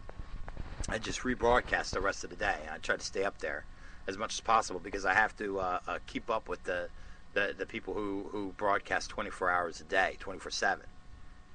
And I don't broadcast 24/7, but I do broadcast probably, 10 to 15 hours out of the day. 2, 3 shows, 3, 4 shows. You know, I'll do a brand new show every day and then rebroadcast. You know, it helps, and it helps because what I like about it doing that is the fact that not everybody goes to the archives. Not everybody does that. So, you know what I mean? Like, if they come, and everybody has different hours. So what I do is, whenever I do the first show, I'll wait a few hours and then or pop it up right away sometimes because it's a whole new, people come on. We get new listeners every, through the morning, afternoon, and dinner time. And then in the middle of the night, I always play one, except for last night. He said, "I need to retake 3 college courses, LOL. I told my mom about my grades on her B-day." Uh-oh. Uh-oh, buddy. Oh, shit. Yeah, and I doubt that sat real good with her. You know what I mean? Mothers can be crazy. Mothers and dads, you know what I mean, can be rough like that. But at least you're in college, you know what I mean? Explain to her the situation in America. How many people aren't going to college? You know what I mean? And she might she'd be like, you know, tell her about my life. Tell her, well, you know, I know this guy on the radio that he's a carny. Do you want me to be a carny, Mom? At least I'm in college. At least I'm trying. Just tell her that, you know? Tell her worst case scenario, I'll go, you know, I'll get you a gig. I'll get you a carny gig. So there you have it. So, you know, we're hanging out today. Well, I'm on Twitter, so I'm ready to do Twitter. I'm kind of debating if I want to go ahead and start Twitter now or later. Tweet of the day we do. It's a bit we do. It's one of my favorite ones because it's very interactive, and I'm working on it better with the people I let people on Twitter know. Although I'm only like 19, I lost another follower. I've got like 19 followers, but to me, it's not the followers anyway. It's more important about the people I'm following. I need to follow a lot more people actually, because the more the better. Because the more followers, the more people I'm following, the more the tweets. Oh, I got an extra follower. Let's see if I'll go follow them. Somebody's following me now. Let's see. Yep. Oh, Cushal. I like that. Don't tread on me, Cushal says. Cushal at Cushal on Twitter. So there you go. So now we're following him too. And that's my thing. Like now, if you follow me at Uncle Bobby on Twitter, Uncle Bobby Radio. I mean, follow me on Twitter at Uncle Bobby Radio, and I will certainly follow you. Because that's the whole point. The more people I follow, the better. You know what I mean? Because, but I don't really want, like, I want funny tweets, so I don't want to follow too many lame people. But if you're the kind of person that just likes to tweet funny little comments and shit, that's what I'm looking for. You know what I mean? So the only thing I'm worried about is doing it now. And Belle comes home, and I got to do things for Belle and everything, and she's just not going to leave me alone until I make sure she's got something to eat and something to drink and TV's on and all that stuff, my 6-year-old daughter. So I have to tend her before I can do tweet of the day. So I think what I'm going to do is we're going to do tweet of the day in exactly 34 minutes and 26 seconds. We're going to play my idol, the Kid Chris Show. This is 10/15/2012. The last one I played was 12/12, I think, or yeah, 12/12. So as soon as he gets newer ones, I'll be getting them up too as well. But right now, this is the best I can do. We're all getting hungry. You know, they're going to be hungry. I'm going to make sure everybody's got something to eat, get everybody settled down. And when we come back after the Kid Chris Show, we will do tweet of the day, and because it'll give me time. I want to make sure everybody knows the tweet of the day's ready. Get your tweets out. Follow me at Uncle Bobby Radio on Twitter, and get your best tweets out. Get ready to tweet it up because the winner of the day gets a free plug. Okay, so that's exciting. So look forward to that. And I have a Twitter. I have 2 Twitter accounts. What are they? I'll follow them both. What are they? I5 Radio. I'll follow them both.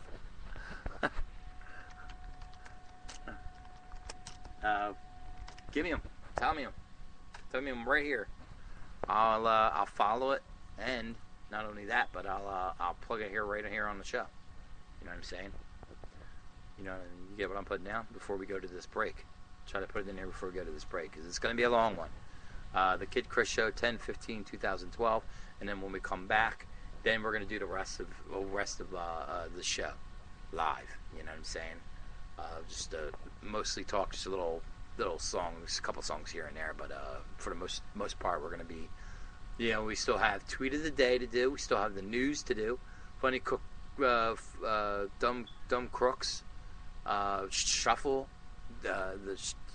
where we shuffle on the Shuffle app on Facebook. We'll have that segment to do. We got a lot of shit still up coming to do. A lot of stuff to talk about. There's no there's no stopping today. You know what I mean? We got plenty to do, plenty to talk about. Plus, of course, taking your calls and all that stuff. So he's not telling me it. So he's gonna, if he puts it in there, when we come back, I'll plug it and all that, and I'll look him up and get him on there. So, we'll be back after this Kid Chris show. The Kid Chris show. Follow the Kid Chris. We do not play this. We do not make any money doing this. We just, I'm not affiliated with the Kid Chris show or not. It's just somebody that I like to share. It's just like everything else. I just share it because it's my likes. I share in my likes and my interests, and one of them is the Kid Chris show. I followed our podcast. You can go to kidchris.com with 2 D's and do the same thing I'm doing and get the podcast for free. Download them for free. Also, he's on WEBN.com. That's where he's based out in Cincinnati. So we'll be back. When we come back, remember, tweet of the day. News around the world for you right now in 30 seconds. Derek Jeter broke his ankle diving for a ground ball. Manager Joe Girardi. I'm sad for him because I know how much he loves to play in these type of situations. Austrian extreme athlete Felix Baumgartner was hauled aloft in a pressurized capsule by a 55-story helium balloon. Then, looking more like an astronaut than a skydiver, he leapt out of the door and into the stratosphere. Two naval vessels ran into each other off the East Coast. The Space Shuttle Endeavour completes its final journey, arriving at the California Science Museum in Los Angeles. Okay, first, I bet you have all kinds of comments on the news. Well, why did they allow this guy to go and jump out from space or wherever the hell? He's a base jumper. So what? That he wanted to try and break the sound barrier. And that one dude had that movie where he was building a rocket in his barn and the government stopped him. The Rocketeer? Yeah, is that with what's his face there? Who's the guy that was in Bad Santa? The guy he was married to Angelina Jolie. Yeah, he was in that movie. If that's the one I'm talking about, I saw that from the middle of it on. The guy was just trying to build a rocket, want to go into space, and the government stopped him. This wasn't a rocket; he was just jumping. It was. Don't get me wrong; it was stupid. It is stupid. His name's Felix. Nobody's cool named Felix. Here's him talking about it. You get up early in the morning, you get in that capsule, you have that delay, you're sitting there trapped in your pressure suit, and it takes forever to go up. And then we had this drama with the face shield heating. And by the time when you up at 127,000 feet, you're already totally exhausted, But this is the moment where it still starts. So you have to perform at a certain level, at 100% level. And this was tough. Believe me, I've never anticipated that it's going to be so tough. Jerk off. I watched part of it. Yeah. It was boring. Yeah. Because he's going up. Well, and you're wanting something terrible to happen. Right. The only reason why people watch the space shuttle launch right now, when the space shuttle goes up into the sky, is to see it explode. And then there's the other part of the news where the guy they literally hauled the space shuttle across L.A. Yeah. And on the ground, it took forever to do it. This guy's balloon thing? No. The shuttle. The actual shuttle in the news. Yeah, because it's like, it didn't blow up. And that's the other thing, too, is we spend billions of dollars in NASA, and this guy just built a balloon and went up in it. It wasn't it was a very elaborate balloon. I know, but still, I'm sure it wasn't as much as a space shuttle. They just go up there, and then they float around on TV, and a Today Show talks to them, then they come back down, and it costs billions of dollars. I think they do more than that. No, they don't. I don't know nothing. if it literally helps whatever we're doing down here. No, it does nothing. It doesn't help me at all. It's a lot of money spent. And now Snoop Dogg, remember when it used to be where it was like these guys would talk about how you just selling out to get radio airplay and things like that. Like it wasn't hip to be on the radio when you're a rap band, a rap group, and then these guys would shoot each other if they sold out and stuff. Yeah. Back when it was good. Well, Snoop Dogg, I mean, this guy is he's all over the place as far as advertising. Now he's doing Hot Pocket commercials. Oh, really? Yeah. Listen, this is a commercial.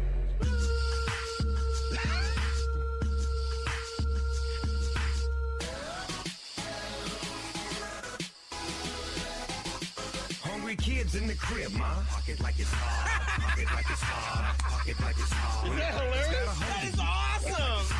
Pocket like it's hard. Pocket like it's hard. And your munchies get an attitude. Pocket like it's hard. You know, and the thing is, though, you can't hate Snoop Dogg. Nobody's ever mad at Snoop. I know. I eat them smoking hot because I got it going on. Yo, I'm a hot dude with some hot drinks.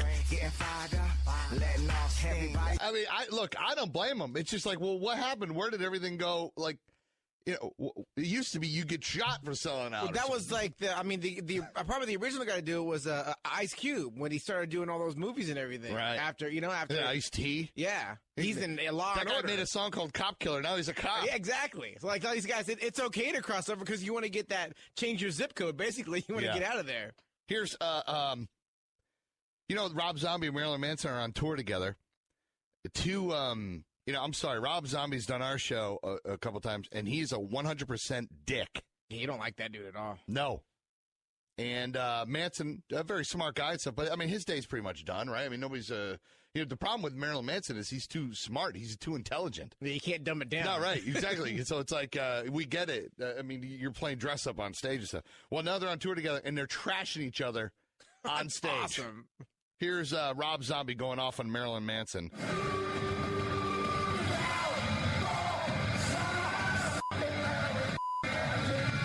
Suck it, Marilyn Manson.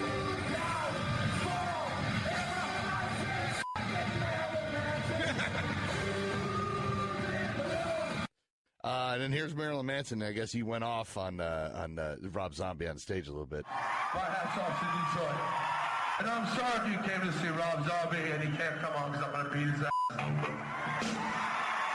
Twice. 3 times. Said he's going to beat his ass twice. So now there's heat. I wonder what could they be mad about? Like, I don't know. Just mad because nobody listens to their music anymore? Right, but they obviously both have money, and like, can't you just be happy you're playing music? That's your job? I know. Put Marilyn Manson in one of your terrible movies. Yeah, exactly. He looks like one of those freaks in there. Just one of those zombies. Come on, Rob. Play the Snoop song again. Those Rob guys are Zombie. happy. I know, exactly. You know what I mean? You're like, we're rich. Showing love, Herbie's in the tub, checking out. I don't know, who's that guy? Let's go back to Snoop. I don't know that dude. The beginning is Attitude. Oh, okay. That's right there. Pocket like it's hot. This is a Hot Pocket commercial by Snoop Dogg. Hungry kids in the crib, ma. Pocket like it's hard. Pocket like it's hard. Pocket like it's hard. When the And you can see him dancing to it and stuff. And eating the Hot Pocket. All I see is a white background with him in his little like plaid shirt, singing, Hot Pocket. with 2 Hot Pockets in his hands, waving them around. All right, listen, we have later on this morning, we have finally some complaint emails coming into management. They don't come to us because people are pussies, but management, if anything, they laugh at it more than we do. So you're wasting your time. So you might as well just come right to us with your complaints. Thomas and I, we're the new guys. My name is Kid Chris. That's Thomas.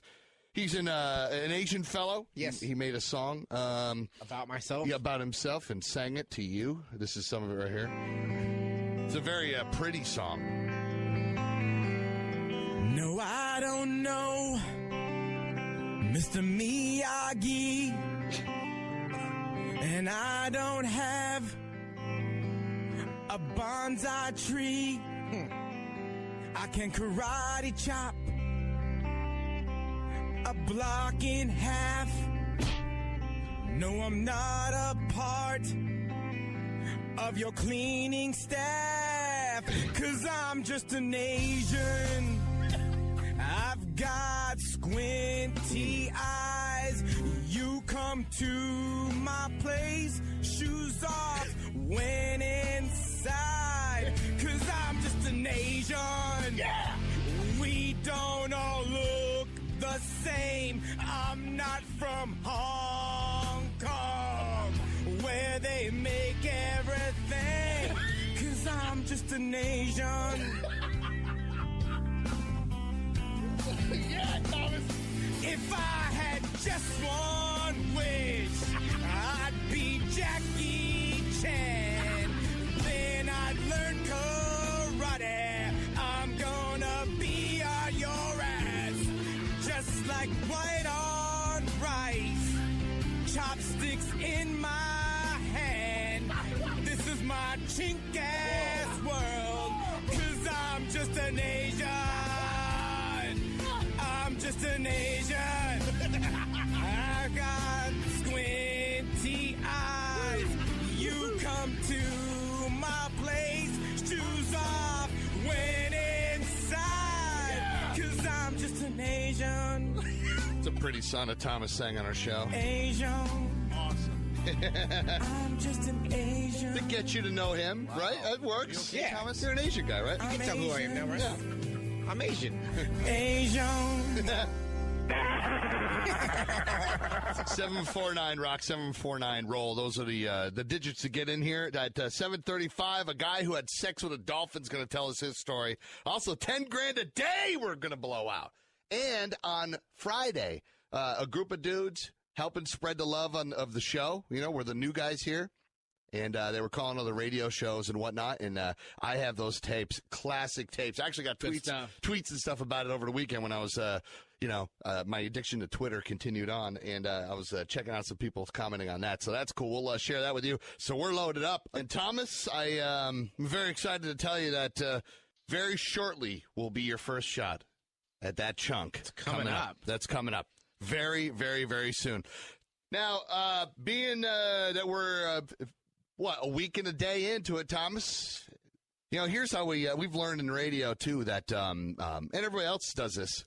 I don't like this show. I don't like what you guys said. So instead of calling up and or emailing us, people are pussies, so they try to go to management thinking, I'm going to go tell your parents. And you don't know, around here, they laugh harder than we would if you called us. It's very exciting when we get emails such as, Thomas. You ready for this? Right. This involves you. Oh, does it? Yes, it does. This guy's name is Joseph. I don't know how to pronounce the last name. It's Nguyen, I guess. Nguyen? Yeah. Okay. Because that's an Asian name, right, Thomas? It is. Here's what he wrote into us, Thomas.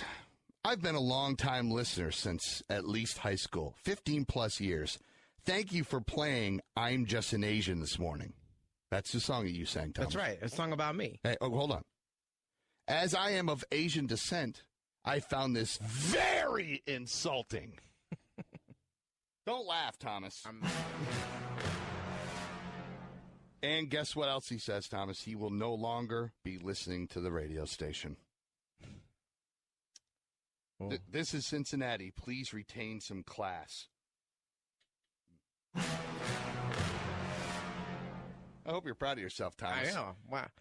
So it used to be that, I couldn't go on and sing that song that you sang, Thomas, the I'm Just an Asian song, because obviously kids would die and people would just, the world would end. Yeah, the world would end. So obviously you can sing it because you are Asian. Right. And I have a sense of humor. Right. And then you don't belong on the radio. No, of course not. No, that does not belong. No, it's all seriousness it's hate. here. Yeah, exactly. So we should just pet puppies and read sad stories. But so Thomas here, he could sing that song. Of course, I thought the handbook was that you could do that. Right. Because you sang it. Because you are Asian. I mean, you sang it and wrote it. You can make fun of yourself in any way you wanted to, right? I could come on and make a song called "I'm Just a Cracker," right? Is that right? Yeah, you could. I'm Whitey. Yeah, honky. I'm just Whitey. I'm a honky, right? I can do that about myself because I'm white, and also black comics can make fun of me because I'm white, but I can't do any. Yeah, you can't do that the other way, though. I can't do it the other way around. But so there you go. That's from what I understand, our first email, because it doesn't come to me. I mean, my email is on kidchris.com and stuff. It's not going to come to me, and you're not going to call, right? No, because you're a pussy. You got to run to circumvent you. You got to run to mommy and daddy. What? Are you gonna cry now?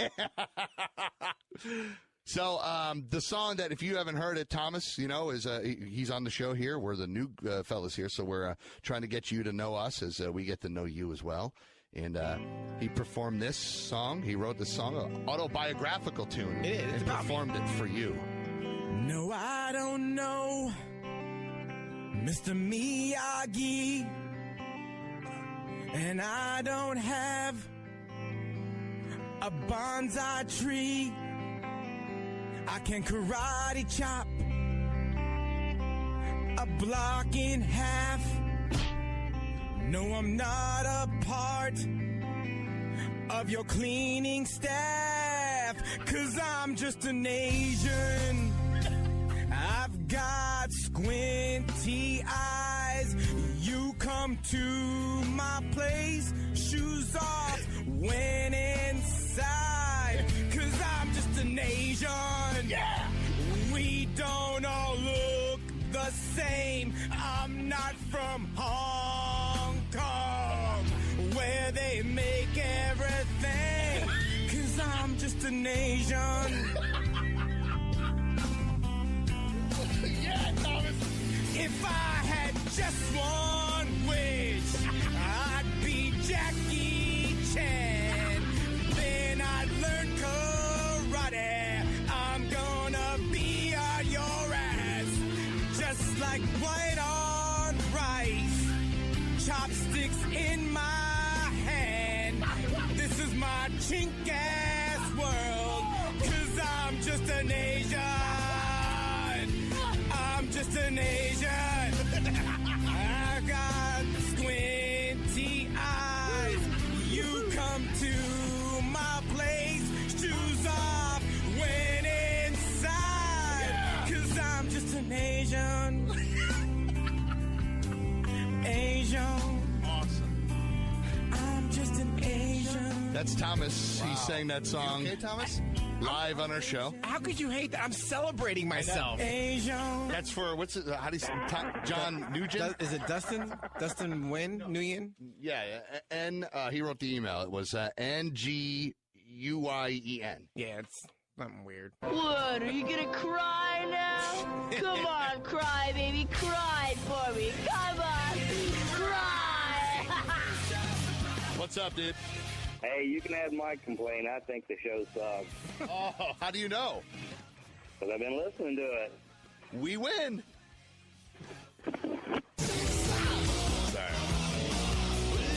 I was telling you all this morning about this guy, Malcolm. Very interesting dude. Is this you? Yes, it is.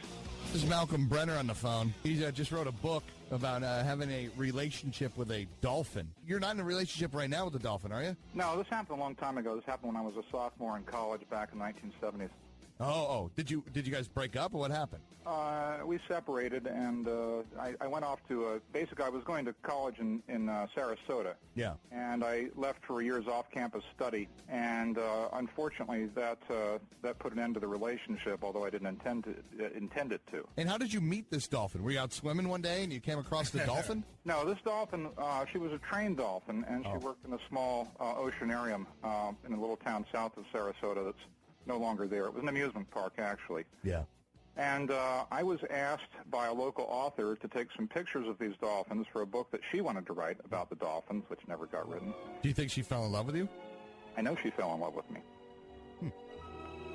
And now, what? Like, do you remember the first time you guys clicked? I guess, or did she nuzzle you? What happened?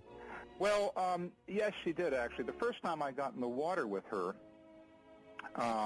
it took me a while to coax her to come close to me. But when she did, she finally, it's like something, a switch went on or something. She swam over to me. Mm-hmm. She rolled over on her back, and I started scratching her, like under the chin. Yep. And she swam forward, and I was scratching her between the flippers and then the belly, and she didn't stop swimming forward, so I ended up scratching her genital area, and that's where she stopped. And I said, oh, okay, she wants that. Well, I'm not going to give her that. And I went back to scratching her head, and she did exactly the same thing again. Now, at first, I found these advances of hers, and yeah, she did nuzzle me. And one time, she got kind of violent with my girlfriend when I brought her down to the park to meet the dolphins. Oh, man. That did not go down well at all. That's like competition. Wow. Yeah. Well, think about it for a second. How does the dolphin know that this is my girlfriend? Right. I can't tell her that. She figured it out. And she knew she was competition. So things really began to change when she began to change her courtship. She became much more gentle and much more sophisticated about how she would try to get me turned on. For instance, she would open her mouth, her snout, which, as you know, is filled with very small, sharp teeth, and put it around my leg and very gently run it up and down my leg, which produced just an indescribable sensation. And you know, it's like she massaged you. Yeah, basically. Wow. And you would return it too by rubbing her belly and then doing that whole thing? As things went on, yeah, she wore me down, if you want to know the truth. There were a number of other things going on. I felt like she was communicating with me telepathically sometimes. Okay. Now, see, on the phone right now, we're talking to Malcolm Brenner. He's in Florida. He wrote a book called Wet Goddess, Recollections of a Dolphin Lover. He's a guy he had a nine-month emotional and sexual relationship with a dolphin named Ruby in the 70s. Now, in Florida, it's legal to, bestiality's not a crime. No, it's not. So legally, you were able to make love to a dolphin, correct? Well, it wouldn't have stopped me even if it was illegal. There was nobody. The park was all closed down when we did this, and there was nobody else around except another male dolphin, and he was jealous of me, so she had to figure out a way for us to elude him, which she did. Do you discuss in your book, like the first time you and the dolphin made love? Yeah, we only got one crack at it. Oh. How was it? It was mind-bending. It was mind-bending? Yeah. Why? Because I felt like she wasn't a dolphin and I wasn't a human. We were just two lovers. Are you currently married? No, I've been married twice. I have a 24-year-old daughter by my first marriage. How does your daughter feel about this story? She thinks it's a neat story. Does she know about the sexual stuff with the dolphin? Oh, yeah. I haven't kept that from from her or any of my partners. Well, yeah, it's in the book. Well, I'm saying, like, it might be something that she might not know yet unless she read the book. That's kind of weird. That's not weird. The guy was in love.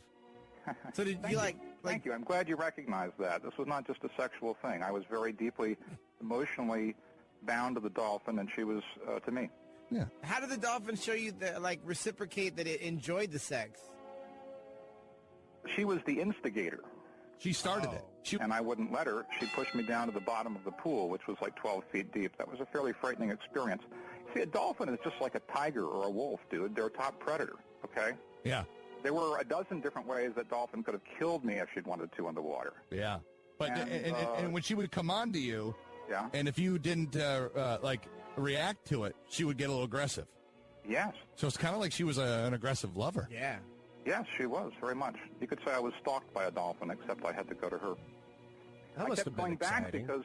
because she was fascinating, because I could always figure out, at the time when I was there, I'd be completely puzzled and flipped out by her behavior. And I'd go home, and 2 hours later, it would suddenly hit me, oh, that's why she was doing that, you know? Now, when you first told somebody about all this stuff, the very first person you told, what was their reaction? My brother said it was the most romantic thing he'd ever heard. Yeah?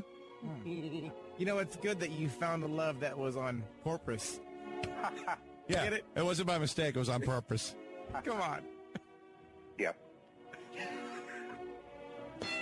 Well, listen, Malcolm, it's an interesting story, and, the book is available. It's Wet Goddess, Recollections of a Dolphin Lover. It's Malcolm Brenner. Well, Malcolm, thanks for taking the time and coming on our show here. You're very welcome. Thanks for having me on. All right, take care. Bye. Have a good day. Well, there you go, everybody. A dolphin, huh? How do you tell a dolphin, show me your stuff? Well, like you said, Thomas, it wasn't by mistake. It was on purpose. Thank you. I like how, when you made that joke, he kind of sighed like, oh, God, come on, take this serious. Yeah, right. I'm not some kind of psycho creep. Hey, guys. Are you looking for hot girl-on-girl action? Well, come watch me live with all my friends on KidChris.com. KidChris.com has all your needs to feed your sexual appetite. Not into girl-on-girl action? Well, KidChris.com can help you with all that, too. That's right, fellas. KidChris.com is your one-stop shop for smelly man sex, too. Watch me and my friends shower together and have some greasy fun. Log on and get off KidChris.com. Yes, and you can go up there, too, if you want to check out what we have as far as info on how you can get your hands on some of the 10 grand. We're giving away 10 grand a day right here. We're about 5 minutes away from someone getting $1,000, Thomas. See what we're doing? 10 grand a day. We're spreading it out throughout the day. How sweet is that? 749-ROCK, 749-ROLL. That's our phone number in here. Also, if you go to kidchris.com, you'll get the info on the guy that wrote the book about having sex with a dolphin. Hot. Yeah, so that's all up there. What's up? You're on the air. Hey. Who's this? Hello? Hey. Who's this? I don't know what's up with everything today, Thomas. What's up? Let's try this one. You're on the air. Hey. Who's this? Wendy Ann Chadwick, the Wolfpack leader. Yes! What's up, Wendy? I'm fine, you? Good. So what happened this weekend? What'd you do this weekend, Wendy, the Wolfpack leader? I had this serious nightmare. Uh-oh. Tell us about it. Well, I dreamed about the rated R movie called Saw. Uh-oh. It scared me. So you've seen that movie then? I can't stand rated R movies. If I had seen them, I'd wet my pants for sure. So you did see it? Not exactly. But you just had a dream about it? Yeah, it scared me. Hey, did you wet yourself? Not exactly. Oh, what happened? Well, I was safe at the Wolfpack Cave. Oh, you were safe at the Wolfpack Cave? Uh-huh. Well, that's good, because we don't want you to have any problems, you know what I mean? Wendy, how many members of the Wolfpack are there? Probably like 1,000 or 6. 1,000 or 6. Yeah. Yeah. Now, hey, Wendy, now hold on a second. Over here on the phone is Jigsaw from the movie. Mm-hmm. Hello, Wendy. Yeah. It's me, Jigsaw. Wow, you're kind of scary. Are you wetting yourself right now? Well, I was trying to tell you you're not trying to trick on me, aren't you? My name is Jigsaw. Would you like to play a game? Really? How far? Very far. I understand you're part of the Wolfpack. I know, I am. I don't like the Wolfpack. You don't? Why? Because it's stupid. Because there's only 1,000 or 6 members. I know. Well, I'm just kind of nervous. Are you a wolf? Yes, I am. I'm a teenage werewolf. Do you lift your leg to tinkle? Well, sometimes I like to eat steak. Who doesn't? I like to eat people. Do you eat people? Okay, I got my eye on you. Which eye? Huh? Which eye do you have on me? A Wolfpack eye. Jigsaw, do you want to be a Yes. member? Do you want to be a member of the Wolfpack? I would love to. Can I be a member of your Wolfpack? Sure. Wendy, how does Jigsaw become a member? Why? No. How? Even I'm confused. Well, tell him maybe when he wants to join the Wolfpack Club. Yes. How many people does he have to kill? Well, probably like 0. Then I'm in.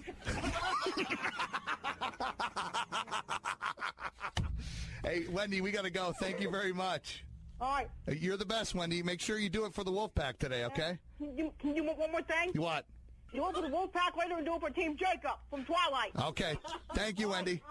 Bye. Bye. Hey, what's up, guys? How you doing, bro? I'm doing good. Was listening to you guys on the way in. I want to know, is there a way to download Thomas's song? The Asian song that he sang? Yeah. Yeah, you know he's Asian, right? Yes, that's why I want to download it. That's why he sings in the song. He actually says, "I'm just an Asian." Right. He just wants to be a part of the celebration of me being Asian, right? Not like the guy that... Exactly. That's why I want the song. I love it. Yeah. I even got a cousin who's half Asian. Well, dude, one place you can get all that stuff is up on kidchris.com. When you go to a party or something, you introduce yourself. Exactly. And Thomas said, Chris, I am a musical savant.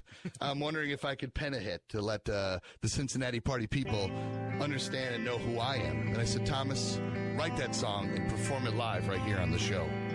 No, I don't know, Mr. Miyagi, and I don't have a bonsai tree. I can karate chop a block in half. No, I'm not a part of your cleaning staff, 'cause I'm just an Asian. I've got squinty eyes. You come to my place, shoes off when inside, 'cause I'm just an Asian. Yeah. We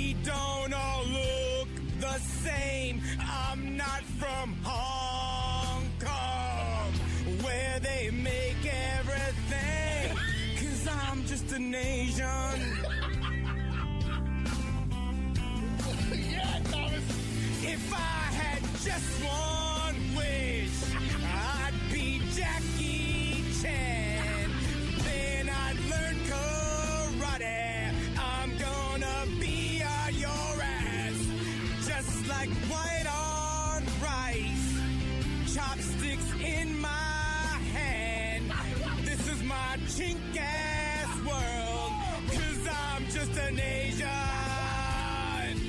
I'm just an Asian. I got squinty eyes. You come to my place, shoes off, went inside. 'Cause I'm just an Asian. Asian. Awesome. I'm just an Asian. Wow. You okay, Thomas? I'm Asian. That's Asian. Thomas's song that he did. Right here for you on 102.7 WEBN to get you to know him. Thank you, And Chris. yeah, it was a very angelic song. You might go into the Rock and Roll Hall of Fame.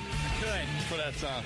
Now, okay, it's all fun and games. You think you're hilarious, huh? You think you're I got with jokes. that song? Do you think that was fun? That was. Well, obviously, this guy John. You have to help me with the last name again. It's either Nguyen or Nguyen. Depends Nguyen. on Or Joseph. I'm sorry, Joseph Nguyen. Okay. All right. He didn't think that was very fun, Thomas. As a matter of fact, I hope he's okay because he complained. He wrote this email, the following email to our management. He went to our parents. Oh. I'm telling Ma! So Pussy Boy wrote in, I have been a long-time listener since at least high school, 15 plus years. Now, thank you for playing I Am an Asian this morning, as I am of Asian descent. Now, you would think that there would be a connection because, you would think I listen to Right. WBN, I'm all about fun. Wrong. Not this dude. No. I found this very insulting, and I will no longer be listening to your radio station. Unless I can get a piece of that 10 grand. Yeah. He's texting right now still. This is Cincinnati. Please retain some class. Jeez. What a wet noodle. What, are you gonna cry now? Come on, cry, baby, cry for me. Come on, cry. It's so funny how many wussies there are when they go, I'm going to go tell Mom. And what do? They come and they go, hey, we got a complaint email. You want it? Yeah. Frame it. I know. They print it out and read it and make fun of you on the radio. Stupid ass. Oh, hey, what's up, man? Hey, listen, man, I love your show, dude. I think your show is freaking awesome. This guy is 100% correct, Thomas. We Very are accurate. awesome. And this guy, if you come up here right now, sir, I will pleasure you underneath the console here, if you don't mind. You game? No, that's all right. I have a beautiful girl with 38 triple D, so I'm good. All right, But, well, I appreciate it. I do too, sir. Now, Thomas over here, we had his song. He came on and let you know a little bit about him through the music. Yes. Now I'm going to let you through my life as far as being a disc jockey, making prank phone calls on the radio and stuff. And there was a time where the only celebrity phone number I had was a guy by the name of Mr. Sulu, George Takei. Remember him? I do. Everybody was really blown away when he came out and said he was gay. It was like a big hype, like, hey, I'm gay. Everybody went, we know. Right. Anyways, it was fun to call and break his chops, and this is one of those calls. Hello. Hi, George. This is Ricardo Montalban.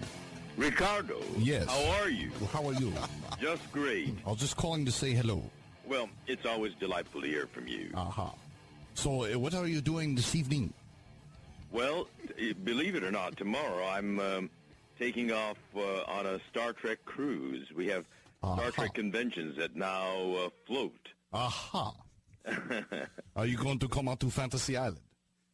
Well, we're sailing from San Pedro, and we're going through the Panama Canal. Aha. Yes. Is there What are you up to? I'm just driving around with talking on my new phone. Oh, Well, good for you. Yes, I was thinking about trying to buy some hookers. Oh, my. Is that your doggy? That's my dog. What's your dog's name? She's a papillon. Her name is Ren. Ren? Speak French? Very little. Well, Ren means queen. I know Ren and Stimpy. Oh, no, not that Ren. R-E-I-N-E. I see. Ren. La Reine, her full name is La Reine Blanche. That's a pretty... La Reina Blanca. That's a pretty name. Thank you. Have you have you been watching E when they had the story about tattoo? No. Oh, that's why I'm calling. I was wondering if you ever seen a midget naked. You know, I don't think you're Ricardo Montalban.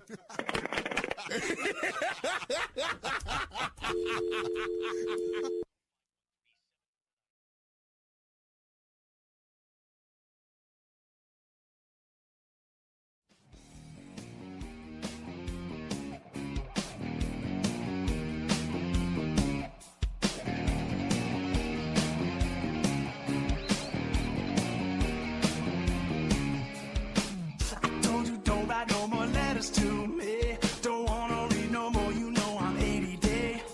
I start to watch Glee. It's really fast on 4G. So tweet it. Just tweet it. Just tweet it. You know what that means? When you hear that song, it's time for Tweet of the Day. I posted it on Twitter. Get ready because here it comes. Whoever's got the best tweet of the day will win the reward of getting their Twitter plugged on Uncle Bobby Radio, one of the biggest comedy shows on Spreaker.com. We are number 4. We are number 4 now, I think. Last time I checked, number 4 in comedy, right under Big Tiny's comedy podcast or broadcast. I don't know why Big Tiny's continuously up there, because as far as I know, I'm following him and I don't never see him do shows, and for some reason he's number 1 and can't be touched. But we are in front of Stoner Jesus, which does 2-3 shows a week on Spreaker.com and is very popular, and I can see why he's up there, and we're beating him. Crazy Old Man pretty much runs 24 hours a day. He's ahead of us.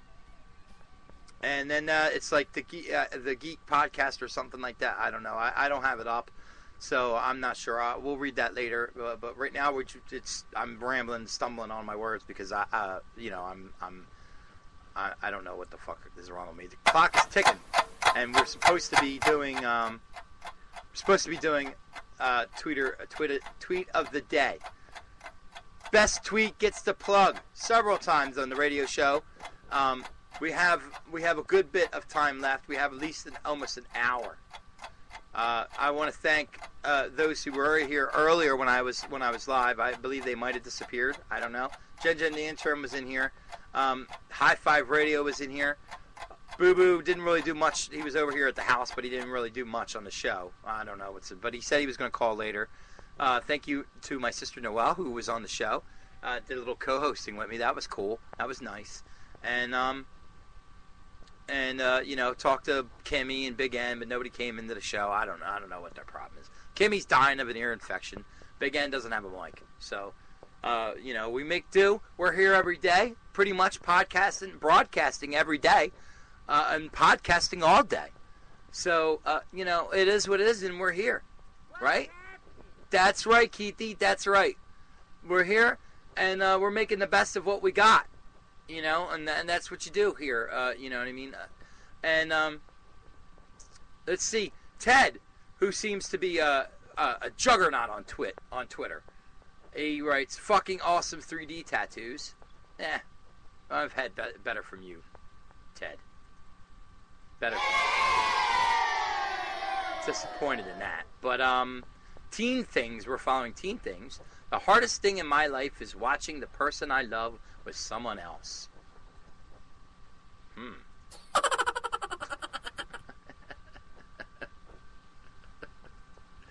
You're bringing me down, Teen Thinks.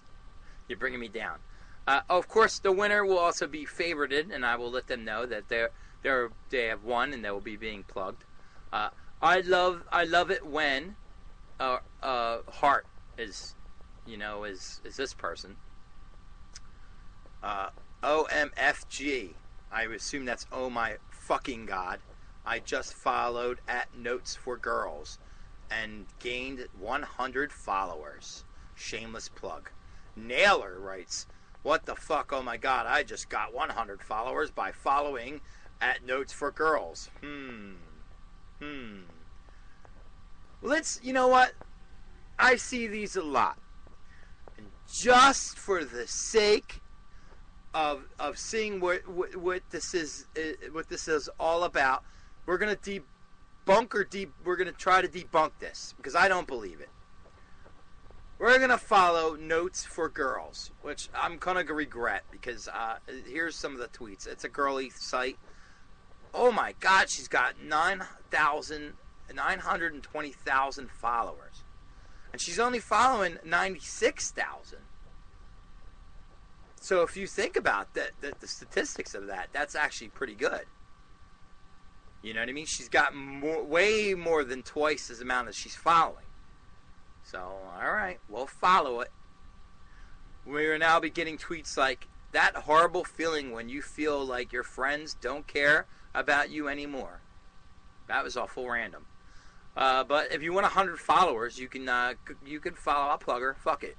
Notes for Girls at Notes for Girls with a Z. With a Z, okay? Notes for Girls with a Z, not an S. Okay? That's her Twitter account. That's how you get her Twitter account. Let's see. Like a Sir at Comedy and Truth. Screw love. I'd rather fail in chocolate. Fall in chocolate. What does that even mean? I don't understand what they're saying. Nice try, though. Nice try. I miss you, but you seem just fine without me. Oh, these girly, mushy things. Liz Rizzo. Hope everyone's is having a happy Model Monday. Fiesta. Latina. Blah, blah, a bunch of links. Men humor. These guys, this guy I like. Biggie, biggie, biggie. KFC. I like my chicken extra crispy.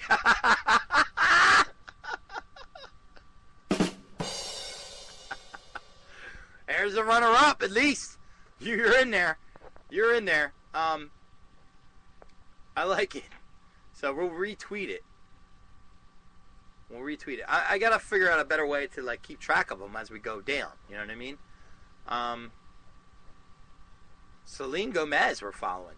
Justin and I are following the next 100 followers. Is that the real Celine Gomez? I'm not sure. Oh, we'll follow her. It's that Notes for Girls. Oh, we're already following you. Uh-huh. See what's going on with these people? This is how they get the 900,000 followers. They do shit like that. All right. I like this guy. Rude comedy. Damn. Christine Stewart is just too damn sexy. In my last tweet.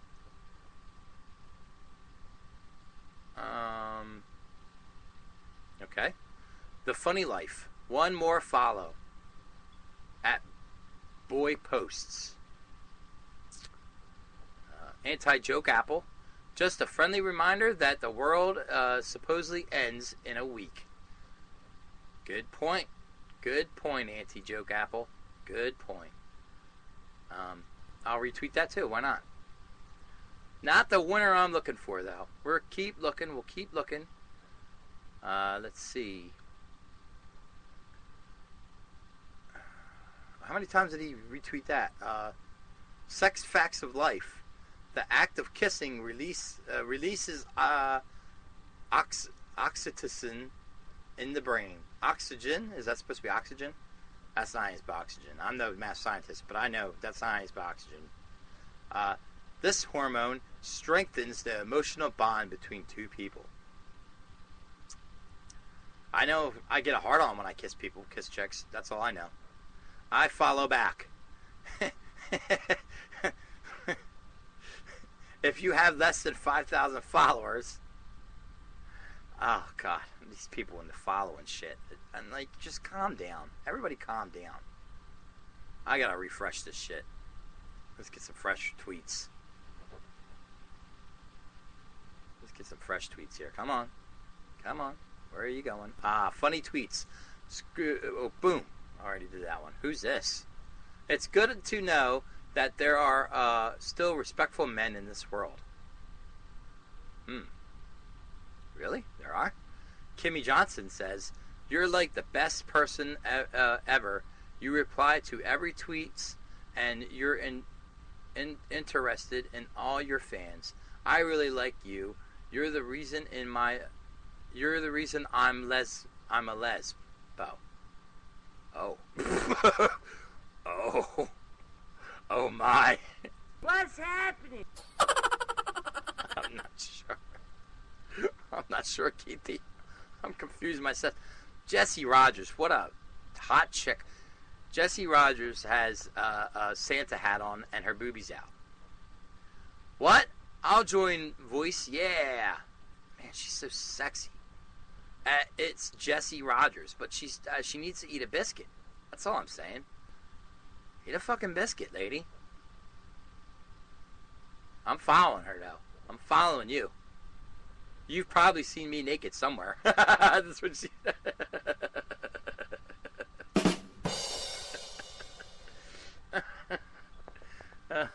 That's awesome. All right. Let's see. Yeah, I definitely... I'm following 147 people, 20 followers. So follow me on Twitter at Uncle Bobby Radio. Okay, let's get some more let's get some more people involved in this. This is one of my favorite segments. I'm very I'm going to work hard. This is one of these things. A lot of things I do, I'm interested in, and then I just kind of fade away from it. This is not the case. This is like the top 10. I'm sticking to it, and the things I stick to usually wind up getting better. Like the top 10, it's gotten a lot better. And I believe so will this. This is a segment worth keeping and worth trying for. We've been tweaking the tweets and trying to get people more involved. So if you follow me, I will follow you, and then therefore we'll get better tweets out of the deal, and you'll be able to see if you won or not. Because the thing about the winning thing is I have to reply to the tweet right now. Because the tweet person's not necessarily following me and won't read it, so I have to reply to them and let them know they won. You know what I mean? And plug them and all that stuff. So that's fine though. For now, it'll work. But we're trying to. It's a little slow at 4:41 p.m. Standard Eastern Time. This thing sometime goes crazy. I can't stop playing this 3D airplane fighter app. Hours of fun. Free download on your iPhones. You should try it. That's from Girl Facts. At Girl Facts. Ted writes, my bedroom. Let me click on Ted's bedroom. Ted is a picture of the bear Ted from that new movie, which is the Family Guy voice. The guy who does the guy who does the voice on Family Guy, the dad from Family Guy, Peter Griffin. That's the voice who does Ted. I mean, it's obvious from the commercials. Oh my God, he's a hoarder. Oh my God, look at his room. Oh, my room. What my mom see, what she describes, and what I see. All right, and it's pictures of my room. That's his normal picture of the probably what's normal. Then it's what he sees. It looks really, really good. Then it's just what my mom sees. It looks like a hoarder room. And then what she describes is like total destruction. A picture of total destruction. Okay. Jesus Christ. I was confused for a minute there. Like, oh, what's wrong with this guy? All right, so How do I get back? How do I get out of here? All right, there we go. Let's see. So far, I don't have a winner. I love True Words. At True Words. I live True Words. Oh, I live True Words. No, I'm not even gonna read that. I hate their fucking name. Ted says, if you have less than 10,000 followers, follow this person. I'm not even gonna plug them because I hate those tweets. Oh my God! Like what? These were doing so good. When I followed all the funny tweets, I was doing good. And now I'm getting High Five Radio, High Five Radio. Final time. He's crunching, boy. He's crunching. He's in college, you know. Uncle Bobby Radio is now part of High Five Radio. Soon we will be streaming live, not only through Spreaker.com, but also through Mixler.com as well on High Five Radio. Look forward to that. So if you are out there in internet world, there's 2 ways to get me. You can listen 3 ways. You can listen on Spreaker.com at Uncle Bobby Radio. You can listen on Mixler.com on High Five Radio, or you can just go to Uncle Bobby UncleBobbyRadio.com and listen through that link. It takes you right to the YouTube because you can listen through YouTube too. So there you go. We're everywhere. We're spreading our wings. We're flying everywhere. You know what I mean? Eventually, there won't be a part of the internet you won't hear of Uncle Bobby Radio. I'm going to just tweet that randomly. I'm everywhere. I'm not even going to put LOL. Creep everybody out. Bam! Tweet that. I'm everywhere.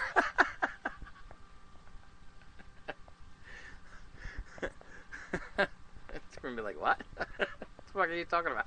I automatically say shit when something wrong happens. Funny or fact at funny fact. I like him. I like him. I like that. I do. So, for the sake of saving this bet, he might win. Because there's just not much going on here on Twitter today. I don't know what the problem is. Here we go. The funny sexist, he's good. He won once already. The best muff diving is done right off the coast of She Just Got Out of the Shower. Winner! Winner! So the winner is... The winner of Tweet of the Day is the funny sexist. The best muff diving is done right off the coast of She Just Got a Shower.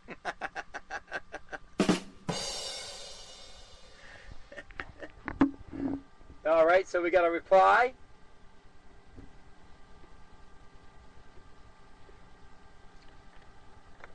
You won the tweet of the day on Uncle Bobby Radio.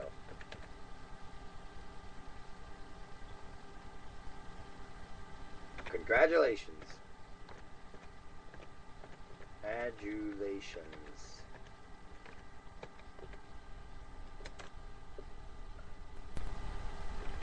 You get a free plug. You get a plug. You get plugged on the show. Good job. Good job, buddy. Good job. Keep up the good tweets. Is that enough? Oh, 1 over.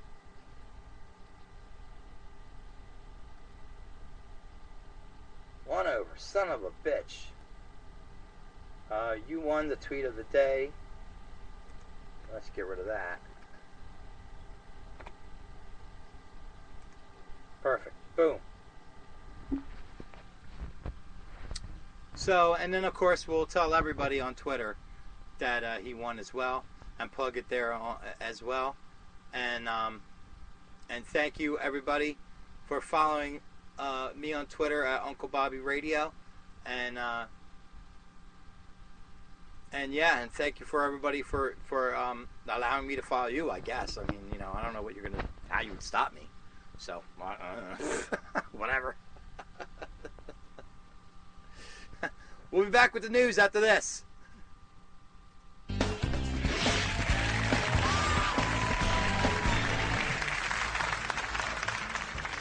Welcome back to Deal or No Deal. I'm Howie Mandel. With us are Ty and Carl. And guys,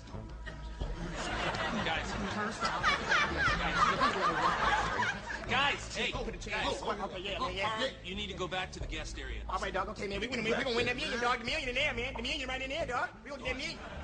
We are here. $1 million is still in play. Ty, before the break, you said no deal to $53,000. That's right, no deal. You want the million, man? We're talking about we'll get the million, man. We're talking about some DSL money, man. You better give us $1 million, man. I'm talking about we gonna buy Earth. Ridiculous, man. So, you know how the game is played. You have to pick another case. All right, 22. Gotta be 22. Why does it gotta be 22? Man, I got 2 sisters. They both 22. They both twins. Both got 11 kids. That's 22. 22 lucky. Hopefully, if you win the money, you'll be able to afford some birth control for your family. That's what we talking about. That's what we talking about, man. That's what we talking about. All right. So, Kelty, open the case. Oh, man, that's bad luck. Oh, damn, dog. That's your only job in the whole world. Oh, man. Now we got the man up. We got the man, man. We got some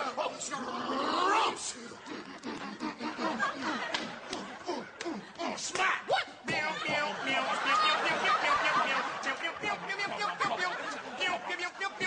Open the case. Rumps.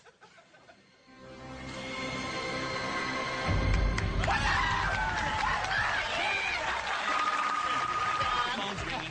Now, you just need to focus. Just check in with the banker. See what the address is. Let me talk to him. Hold on a minute. Give me the phone, man. Let me talk to him. I'm not going to. Calls for me, man. No, it's not. Give me the phone. No. All right, give me his number. I'm not an alcoholic, but I'm planning on it. Thank you. Okay. The banker is prepared to offer you $350,000. No deal. We're going for the million, dog. We're going for the million. We're going for the million. Don't matter. Don't matter what you say, because we're going for the million. Apparently, $350,000 isn't enough to sustain a lifestyle of Slim Jims, public transportation, and porn. Not the kind of porn I buy, man. All right. We are going to have you select one more case. I can't. Why not? Cause one of them's is 13, other one's got a red-headed girl. Redhead's unlucky. I mean, redheads is witches, man. Everybody know that. And witches, man. Every redhead in the world is a witch, switch man. the witch. No, Switch them up. I'm not going to switch them up, all right?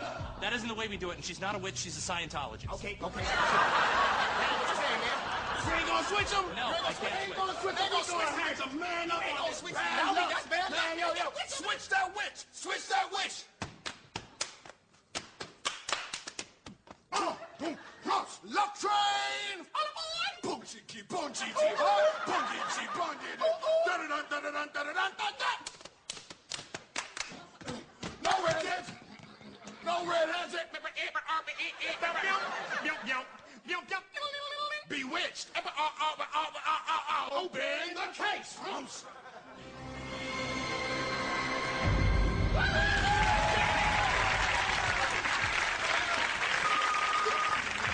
What? Let me talk to him. No. Give me the phone. No. Give him the phone. No. Put it on hold for a No, while. I'm not going to put it on hold. All right, hang it up. Let him call back. Let me get on a three-way call with y'all. It was the wrong number.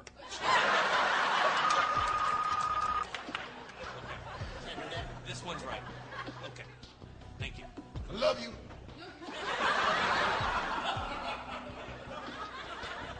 The banker is prepared to offer you $750,000. No deal, Howie. That's $750,000. But it ain't $1 million, though. No, you could buy. It ain't $1 million, though, man. No, it isn't. But it's it's not almost $1 million. $1 million. It's not All $1 right, million, agreed. though. They said that That's before. what you said. No deal. All right. But wait, hold up. Don't open the case, man. We got to do this $1 million man up now, Carl. You hear what I'm saying? I know exactly what you're saying, but It's gonna be that big one. We got to get ready for this one. This one's gonna be the big one. Oh, here we go. Man up. Here we go. Yeah, thank you for your patience. You all up the case now, dog. Have $1 million in there. Watch this. Bitch. There's $1 million in this case. You win $1 million. Right, here we go. Buy Nebraska. Oh! Ow! I'm sorry, boys. It's $400. You didn't win. We ain't win nothing? No, you won $400.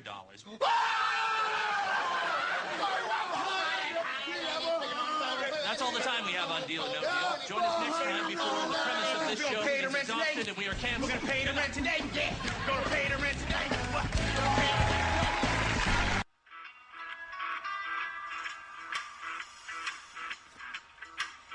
I'm on the air right effing now.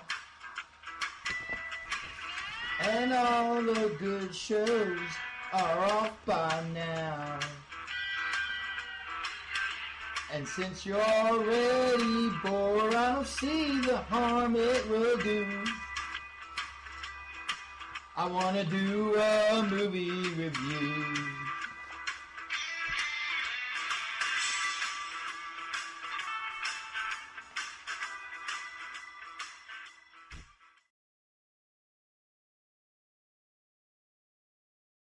All right, two big problems. Number one is I played the wrong intro, which is not her fault. What is her fault, meaning my daughter, is she knows I was in here. She can't even read. She knows I was in here getting ready to do a show. I told her that. I said, don't knock on the door. Come here. Come on. I can read that sign. You can't read it anyway, so what do you knew? You knew I was in here. It says on air, but when I came in, when I came in here, because to tell you, because your sign is not on Okay, the baby. door. All right, well, I'll put it on, okay? Here, but you it's- talk. You talk to the listeners. Actually, no, I also thought I wanted to do a show too. No, but you can do a show for a minute. Go ahead. Okay, and your sign is I'm actually going to fix gone. your sign and you do that. Where's my sign? It's gone.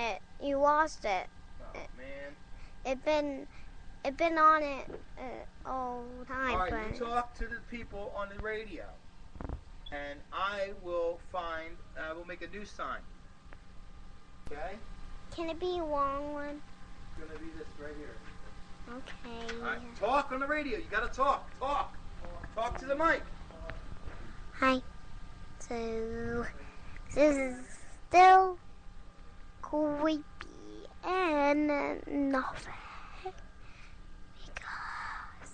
Because it's so creepy because there's nothing.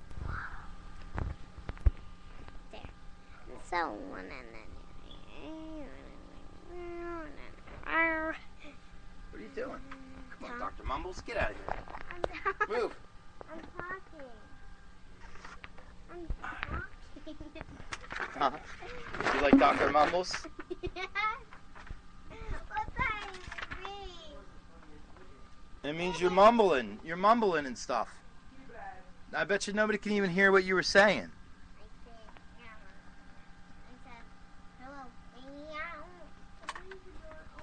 No, I'm on the show. I'm on the air. I'm going to put on air. Oh, it's not working. Look, you know I'm on air. I'm telling you I'm on air. Now shut the door. Bye. Love you. I'm gonna give me a kiss. I'm not gonna be much longer. I only got like 20 minutes. Love you. Mwah. See ya. Have fun. You can find it. Oh my God, are you kidding me, dude? Like, what is going on here?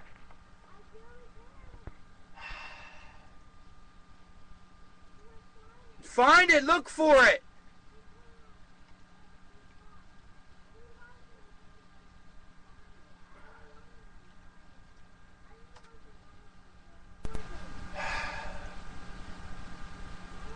Let me go find her blanket.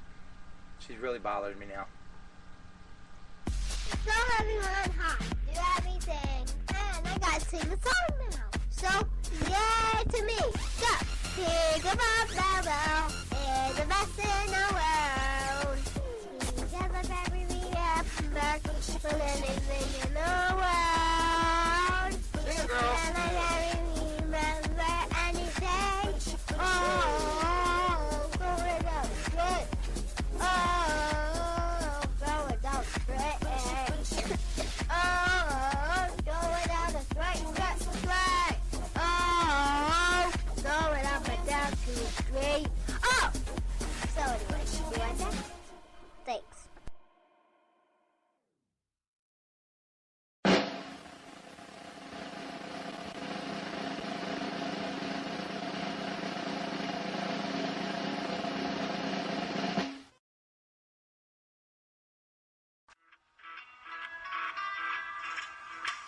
Oh my God, it's just never ending. Like, where's the goddamn... Oh my God. She just threw me right, like, for a loop, man. Now I'm all confused. Listen, you people think, you know, let me help you out. I'm 37 years old, okay? So for kids, for those of you that are in your 20s, and you think it would be such a fascinating, fantastic idea to have kids, let me help you by saying no, it's not. Not if you like your free time. If you want to have no free time, and you want to be someone's slave, and a slave and a clown for the rest of your life, you want to be someone's entertainment and someone's slave, clean up after somebody and constantly have to entertain somebody else, and for the rest of your life, go ahead and do it, because believe me, if you like not having any time to yourself, you go ahead, right ahead and have kids. Okay? Oh, it's so rewarding. Oh, fuck you. Go fuck yourself. Listen, I wouldn't change it for the world. All right? I love my daughter. I do. But at the same time, no freedom. None. You might as well just go to jail, because you just lost your freedom. Getting married and having kids. That's it. No free time. You're done.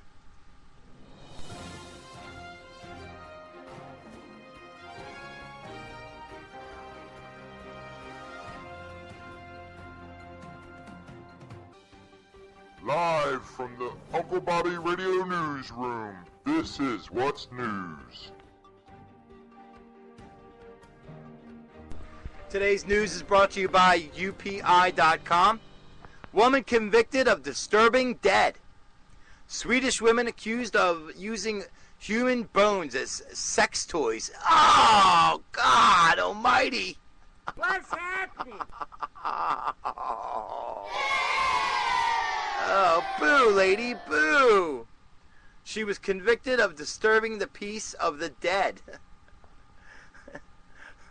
Jesus Christ.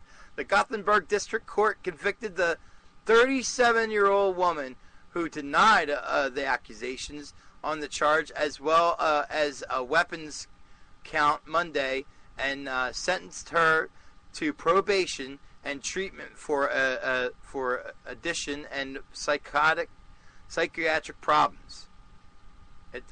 You would think it says addiction, but it says addition. Okay, I'm just reading what it says. The woman said she obtained the bones legally, but prosecutors said she violated the law by keeping the bones on the floor of her home, keeping some in plastic bags, and selling some of the remains. Criminal protection starts when a person dies. and the protection remains as long as there are remains of the deceased.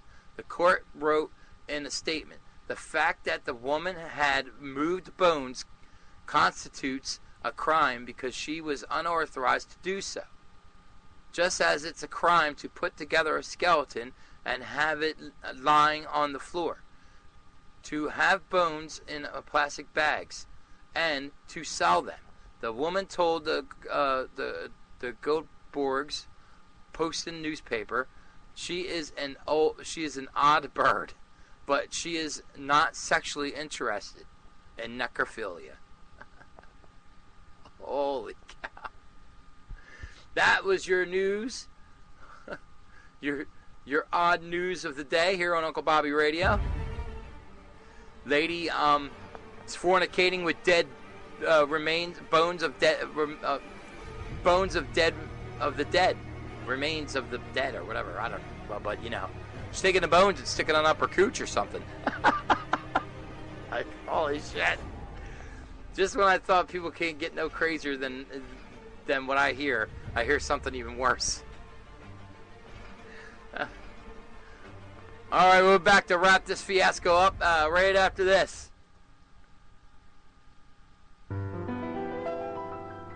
Oh yeah, baby. There's a place you're always welcome, that's as nice as it can be.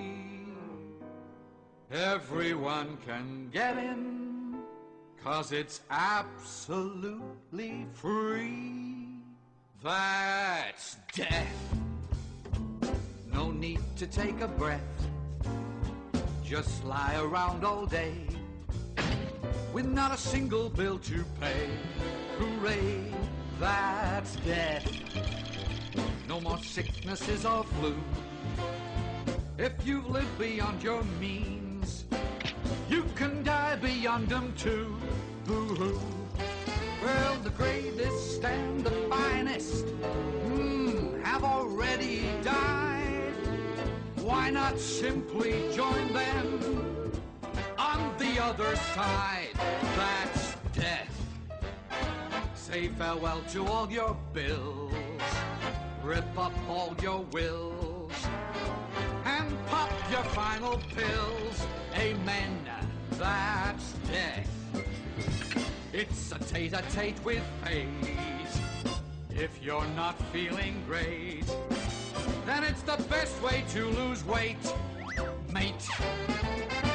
Nothing here to hurt you, no one's here to nag. Come die with me if your life's a drag.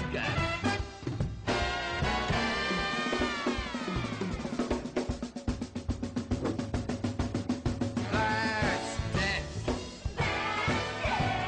For wealthy and well-bred, all of them are here, and they're all completely dead. That's death. No more headaches, no more pain. Of the millions who died, no one came back to complain.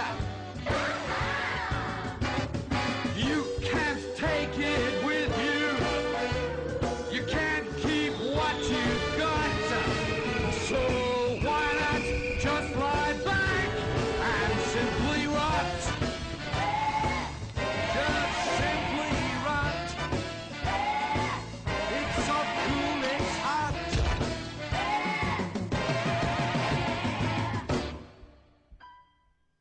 And that's death.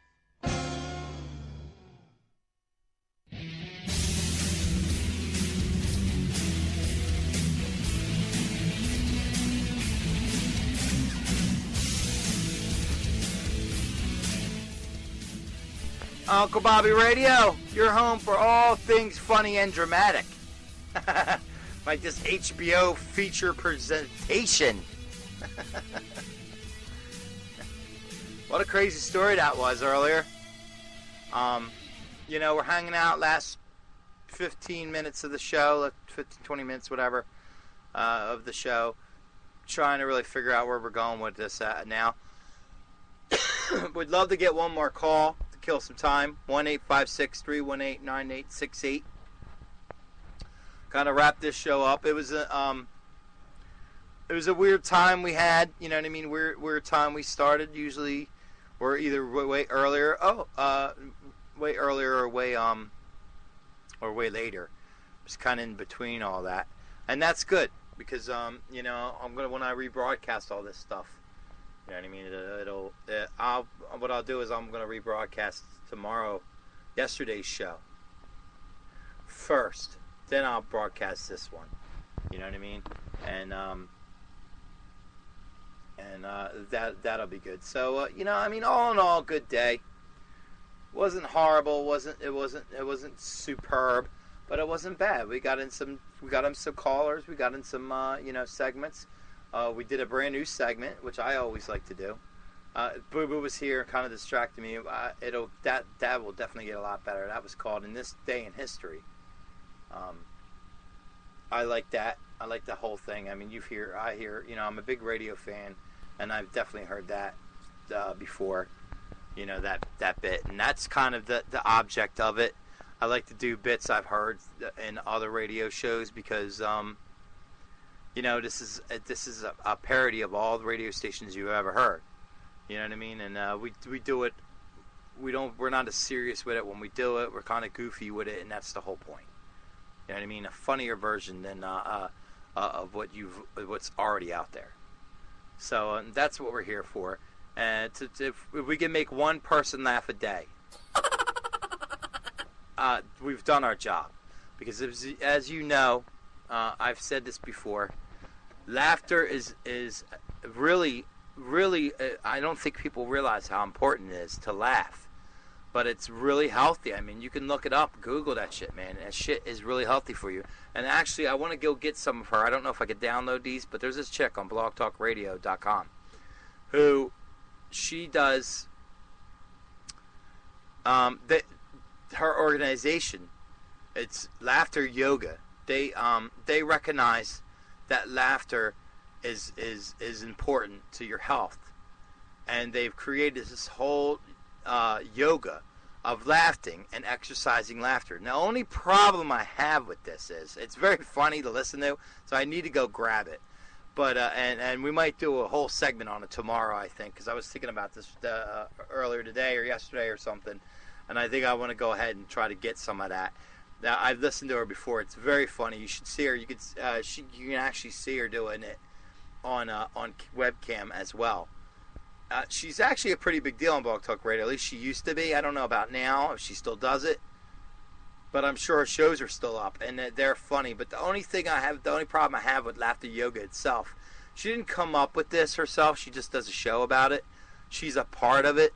It's a big thing around, and she met this guy and that was into it, like a clergy or a monk or some shit. I don't know.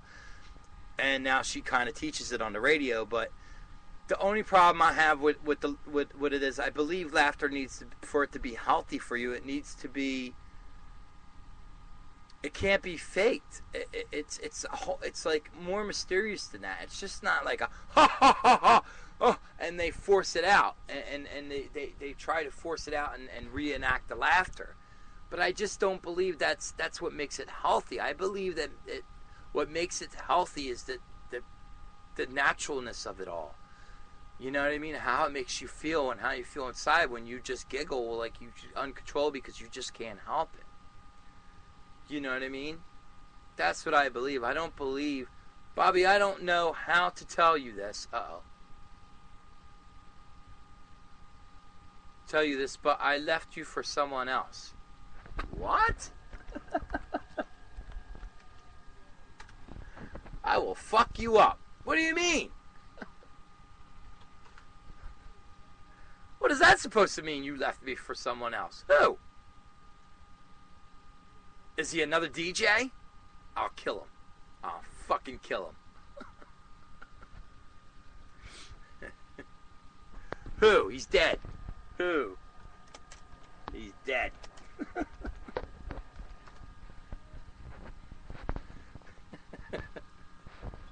See what she says. Little pencil's going crazy. see. LOL, it's Sam. Sam O. You bitch.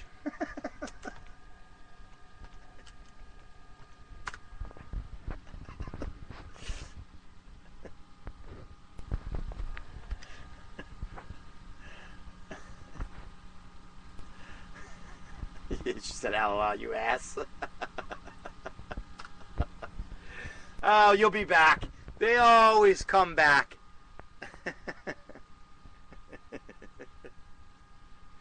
You won't be gone for long. You realize nobody can do what I can do for you, Jen, and you'll be back. You know, you just wanted some strange. I understand. I get it. Still love you, you DD. Love you too. Butt munch.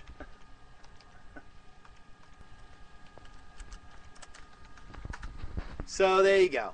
That was the show. We've got 8 minutes left. Try to find. I try to find something to play out to. Look forward to tomorrow. I believe I'm going to do at least a whole segment on what we were talking about, the laughing and the how, you know, and laughter yoga is a real thing. Believe it or not, it's a real thing. And I'm not saying I'm with it because I don't believe it gives you the same health benefits that it does for just laughing regularly. I don't think you could fake something like that. She gets on the air and she fakes it. Ha ha ha ha. And you got to do it with her like an exercise. And breathing through your mouth and your nose, and she teaches all this shit. But the thing is, I think they're missing the whole point of it. The whole point of laughter is the spontaneous of laughter. You know what I mean? It's not and laughter is contagious. But not when you're faking it like that, I don't think. I really don't. You know what I mean? I really don't. I do have something good that'll go good with this. Let me type in laugh death, because there's this guy that I had. I've played it before. I played it a couple times, actually, at least. What's this? Funny death? I'm getting nothing. I'm getting their shit. Funny death. That one's called. Oh. But burnout. I don't know if you can hear this. I don't think you can. Well, it's not what I'm looking for. This guy laughs himself to death. That's what I want. Why can't I find it?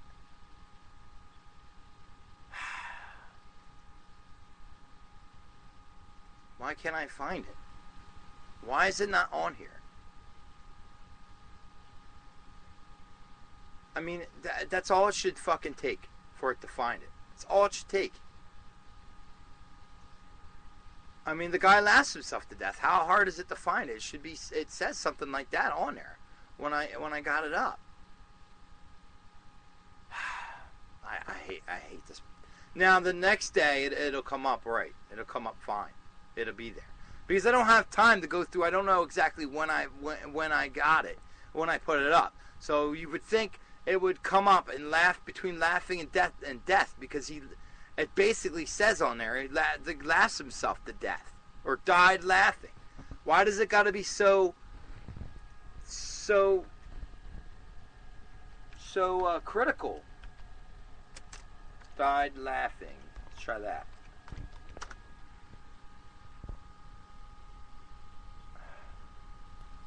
God damn it.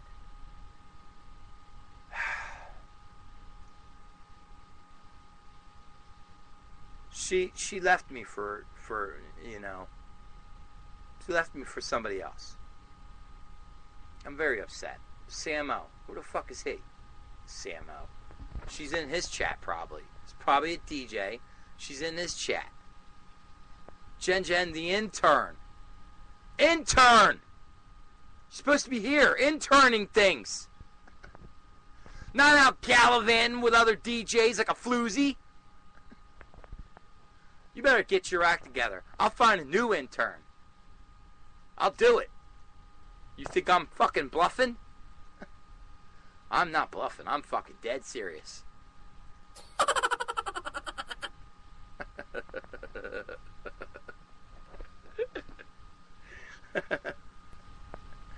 I can't believe it. And this thing's like so long. It's basically pointless to even play it now. If I found it, it would be pointless to fucking play. Because I have 4 minutes, and it's like friggin' a 10-minute clip. I should be able to just fucking type it in and get it. Look. I'm not saying. I mean, all in all, this is a good site. But you want to go finger fuck what everything looks like. As long as you're not out there finger fucking what everything looks like, I'm fine with it. Okay? Because that's what gets me mad. You know what I mean? So, either way, we're out of here. Oh, whoa! Redirected me. You're listening to Uncle Bobby Radio. It's like laughter in a can, except with no expiration date. So, kids, yet another day fulfilled. Wrapping today up. I know it's sad. Don't Hulk out. Do not Hulk out. Because we will be back tomorrow. Another day, another time to laugh. And I just want you to know that I love yous and I will miss yous. And parting is such sweet sorrows. And just remember, don't take life so seriously. Okay? There's a time to be serious and a time to laugh. And the time to laugh is here on Uncle Bobby Radio. Listen to me every day. Let me hold your burdens. Let me be the one to carry the heavy boulder of the world for use. Okay? Alright? Don't do it all on your own. You can't do it all by yourself. And why should you have to? You shouldn't have to. I'm here for yous. I am your DJ Uncle Bobby. This is Uncle Bobby Radio signing off. I love you guys. I will never leave you. You will never be a bastard when Uncle Bobby's around. You might not have a daddy, but you've got an Uncle Bobby. See us.